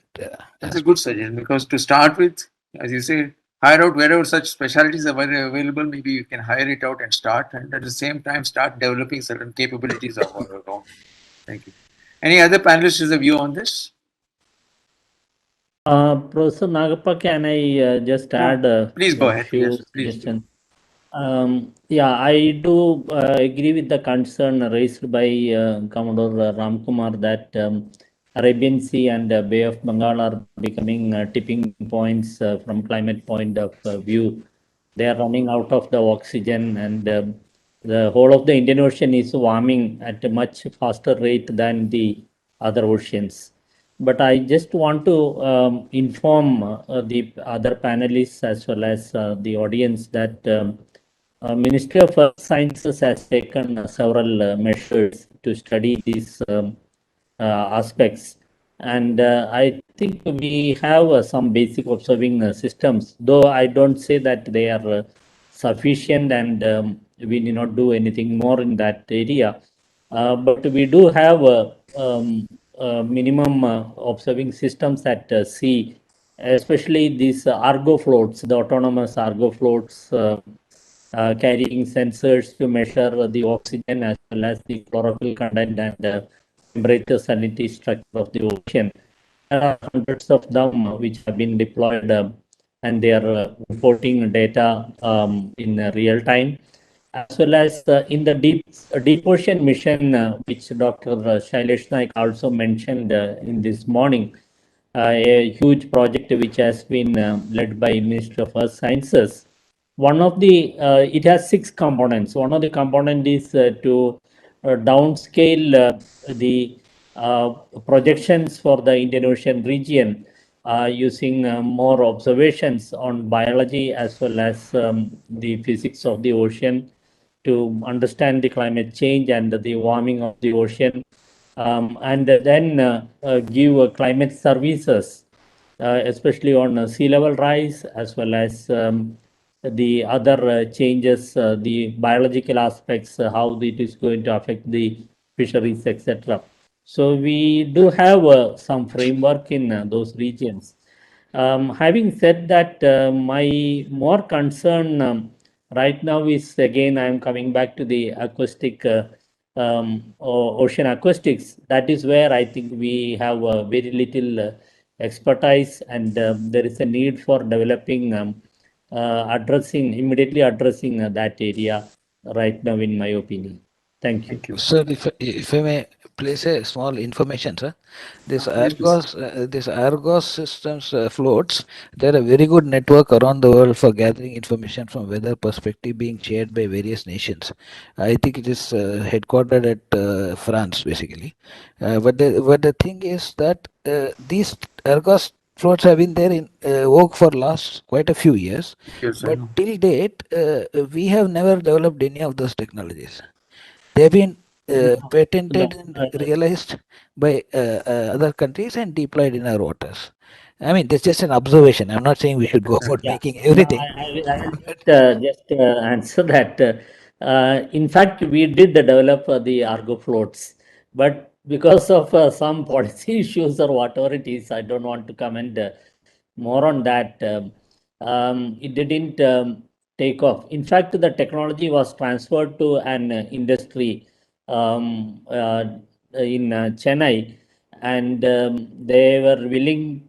They are in fact started, but it requires some hand holding, and in our earlier policies, hand holding a private industry was very difficult, so it didn't take off much. Otherwise, National Institute of Ocean Technology developed that Argo floats technology, and it was transferred to the industry also. Because I was director there also, I know most of these aspects. Yeah, that is I just want to inform Commodore. That is good, sir. That's good. Thank you. Dr. Rajan, you have any last points to add to the panel discussion before we close? No, I think my area being in the only purely the law of the sea part of it, I doubt I'll be able to contribute much on that, except that, as I said, that there is a maritime zone and maritime zones classified under the UN Convention on the Law of the Sea as the law exists today. So when we consider deploying certain things, especially when it comes to marine scientific research, and the fact that the water column in the exclusive economic zone will have the characteristics of high seas must also be borne in mind. And then also, if when we are going to take up advanced technologies and deployment of things like that, and if there are going to have new legislations coming up, which will be certainly a necessity sooner or later, that will have to be compatible with the existing legal system. The existing legal system is under the UNCLOS, but there is also a legal mechanism that is going on right now under deliberations for the Biodiversity Convention. So if both of them will come up together, I think the existing legal system as contained in UNCLOS will undergo a lot of changes, even though they will not be considered as formal amendments, but I suppose there will be a lot of issues relating to the respective rights that has been going on. Thank you. Thank Sir, you I have very a much. small question for Rajan, sir. Basically, I want to know only one thing is that the rules which are there for the UNCLOS and various actions and legal regimes for surface platforms are there. Is it mutandis that is applicable for the underwater domain, or is some new rule books that are going to come for underwater domain? So far for the underwater domain, they have not even discussed this issue. As far as the exclusive economic zone is concerned, the entire resources, including the underwater domain, will be considered within the exclusive economic zone only. But what we are considering, and what I was very carefully listening to whatever you were saying, of course, much of it is beyond me because I'm not a scientist. I did notice that there are instances where it will infringe upon issues relating to marine scientific research, or also sovereign rights over the resources, or also where it is going to be some of the freedom of the seas that is applicable there. For example, cables and submarine cables and communication issues and all that.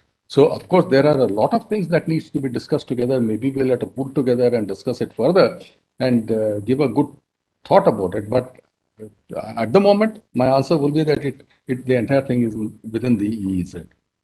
Sir, if Chair permits, I have a small question to Rajan sir, like on done clause. Yes, Not please. done clause, like. Sir, this SOLAS convention which talks about the surface, which Commodore Ramkumar been talk. Is there any initiative has been taken on discussing about this UAVs, like sir? Because it's predominantly on shipbuilding capacities and all other aspect. Is there anything has been discussed related to the UAVs, sir, in SOLAS? No, I'm not really aware of the SOLAS. Really, I'm not aware of the discussions that has been taking place in the IMO. Okay, thank you, sir. Yeah. Okay, I think we've had a rich harvest of ideas, thoughts, and what to do next. And from NIA's side, I'd like to thank all the panelists for their wonderful contributions and the subsequent discussions that followed. But before I conclude I'd like to request Ambassador Yogendra Kumar to do a small summing up, if you prefer to call it, and what would be the concluding remarks from the co-chair. Well, thank you very much, Chair. I'm afraid I have no competence. Such rich discussion, for me, highly educated discussion, for me to even to think that I have the capacity to sum it up. I just want to make one or two very quick points. I think, of course, it is not to say that a lot of work is not being done in our country. Our scientists, our research institutions, our academia, our different services, or even the private sector. It is just that, because of the pressing timelines, whether in terms of security, global warming, climate change, the tipping points, in fact, as I mentioned in my opening remarks, I don't see a discussion. It is a linear kind of a discussion that, okay, it's 1.1, become 1.5, will manage and so on and so forth. But between 1.1 to 1.5, what kind of tipping points will be triggered? That I have not come across any discussion, frankly. So I'm just thinking that we need to think in terms of those capacities, because climate change is actually highly disruptive. We all know that. I mean, a lot of conflicts are already going on. Afghanistan is one good example of global warming, why the conflict actually become so endemic in that area, and can happen many other places. So we have so many of these parallel threats creeping upon us, or rather not creeping. I mean, UN Secretary says red. I mean, it's a red. I mean, red lights. I mean, red zone, so to say. I mean, could be nothing could be more serious. So I think, and of course, there is a complementary side to it, that if we are able to bring that synergy into carrying out what we've been thinking in a prioritized sense, in a roadmap sense, then perhaps, I mean, minds will focus, resources will be marshaled, and we'll be able to achieve a lot of these kind of things. And I must also add, there's a rich harvest for diplomatic activity here. I mean, when we claim to be saying that we can play a global role and certainly a regional role, then surely a lot of countries look up to us. So all these things that we talked about, there's a good opportunity for us. We can strategize, we can talk geopolitics and so on and so forth. But there is a rich harvest for us for diplomatic initiatives. Sagar actually is diplomatic initiative. Prime Minister's Shangri-La speech is diplomatic initiative. It's a whole lot of things. So what I'm trying to say is that this is the time when all the idea that we have come up with here, I think they need to be brought into sharper focus in a prioritized sense. And then, of course, is the whole of the nation approach. So once again, thank you very much. I leave this discussion a much more enlightened person, highly educated and humble person, I must say. I've learned a lot during the discussion. Thank you. Thank you very much indeed. I share your thoughts also with regard to the learning and the rich fare that has been put out, and like the thought process that has now evoked. My request from NIAS, maybe also on behalf of MRC, I'd like to keep in touch with these panelists and plus other experts you may recommend for continued engagement on this topic as to how do we bring forth certain amount of changes. In this connection, I'm sort of forced to, I was doing some work on the aeronautical research capability in India, and I came across a paper by Professor Dhawan given in an invitation talk for the Royal Aeronautical Society in 1967. He brought out the state of aeronautics and aviation in India in 1967. There were about half a dozen verticals All were government-owned verticals. They were all doing excellent work in their vertical, but there was no crosstalk between the verticals, though there was a lot of dependence on each other. I get a similar feeling after listening to everyone. We have capability, but we are all working in different individual silos. We need to sort of engage and bring in the synergy between the two. I think that's what we will try to end. That will be the endeavor in future. Thank you all very much indeed. And let me now return this to Prakash to take over next and whatever is. Thank you, sir. Thank you. Thank you, Professor Nagappa, and thank you, Ambassador, sir. It was a great listening to you and to all the speakers. We are planning to actually, in fact, it's not just a webinar, we are also planning to come out with a kind of proceedings with it. And as I said, like we are going to work more on terms of UDA and blue economy in future, which will bring kind of a more product in terms of like trying to achieve certain milestone which has been set in this discussion. So with this, I'll just ask I'll request Mr. Praful Talere to deliver the vote of thanks. Few words about the Mr. Talere is like he's an experience of 34 years in supply chain management industry, and he's widely traveled. So he's a very good expert in terms of understanding the maritime domain very clearly from the perspective of from the commercial entity point of view. So over to you, sir. Thank you, Mr. Prakash. Thank you. Thank you, sir. I've been tasked with this pleasant task of proposing a vote of thanks for this excellent panel discussion. First of all, I'd like to thank all the esteemed guests and distinguished delegates for taking out time to attend this webinar. Thank you very much. It's been an excellent, very enriching and enlightening panel discussion. Thank you, Professor Rajaram Nagappa and the co-chair, Ambassador Yogendra Kumar, for conducting it so well. Here I'd like to take this opportunity to inform the august audience that MRC and Dr. Das and Professor Dr.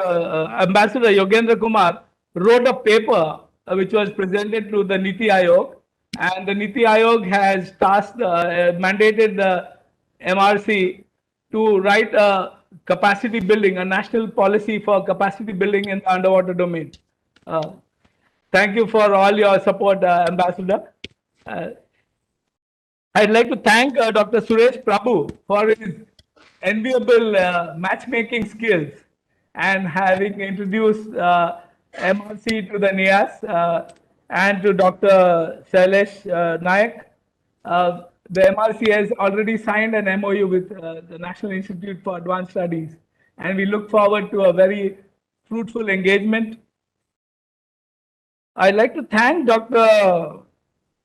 Professor Rajan for his very erudite and pointing out presentation and pointing out the gaps which exist there in the legal frameworks. A big thank you to Dr. Vijay Sakhuja, who's an old friend. Dr. Sakhuja mentioned about biomimetics. I have known Commander Das for the last 4 years, and I always found it very interesting that here is a man of war, a person who designed the most critical component for our nuclear submarine, which is the most lethal weapon in India's armory, who learned something from the Ganga dolphin. And how do you reconcile these two things, ecology and the economy? We all human beings need to reconcile these two aspects, because without reconciling them, the future of mankind seems very bleak. So Commander Das has been very ably able to reconcile these two facts and go beyond the binaries. He always keeps talking about going beyond the binaries. The MRC has taken a lot of effort to get 10 courses approved by the AICT. There's a huge need. I mean, I could see that there's a consensus and there is a huge need to build capacity in this country. And MRC under the able guidance of Dr. Das has been able to get 10 courses approved by the AICT for the first time in India, and we are seeking, I would seek all your support to match us up with academic institutions and educational partners to build capacity in this thing. The MRC has signed an MOU with the National Skill Development Corporation also, and some of our programs have been certified by the Pradhan Mantri Kaushal Yojana. So here, I once again thank everyone for attending this webinar. Sorry, we've run over time, and I'd like to thank the MRC team for having conducted it so well. Thank you, everyone. Thank you so much. Have a very good day. Bye-bye. Namaste. Thank you, sir. Thank you very much, sir. Bye. Thank you, everybody. Thank you so much. Shailesh Naik, sir, thank you so much, sir. Chair, you. sir, and co-chair, sir, thank you very much. And the panelists, thank you very much. It was, I think, a very different level of Thank you very webinar. much indeed. Thank you very much, sir. Thank you very much indeed. Thank you. Thank you all. Thank you. Thank you all. Bye.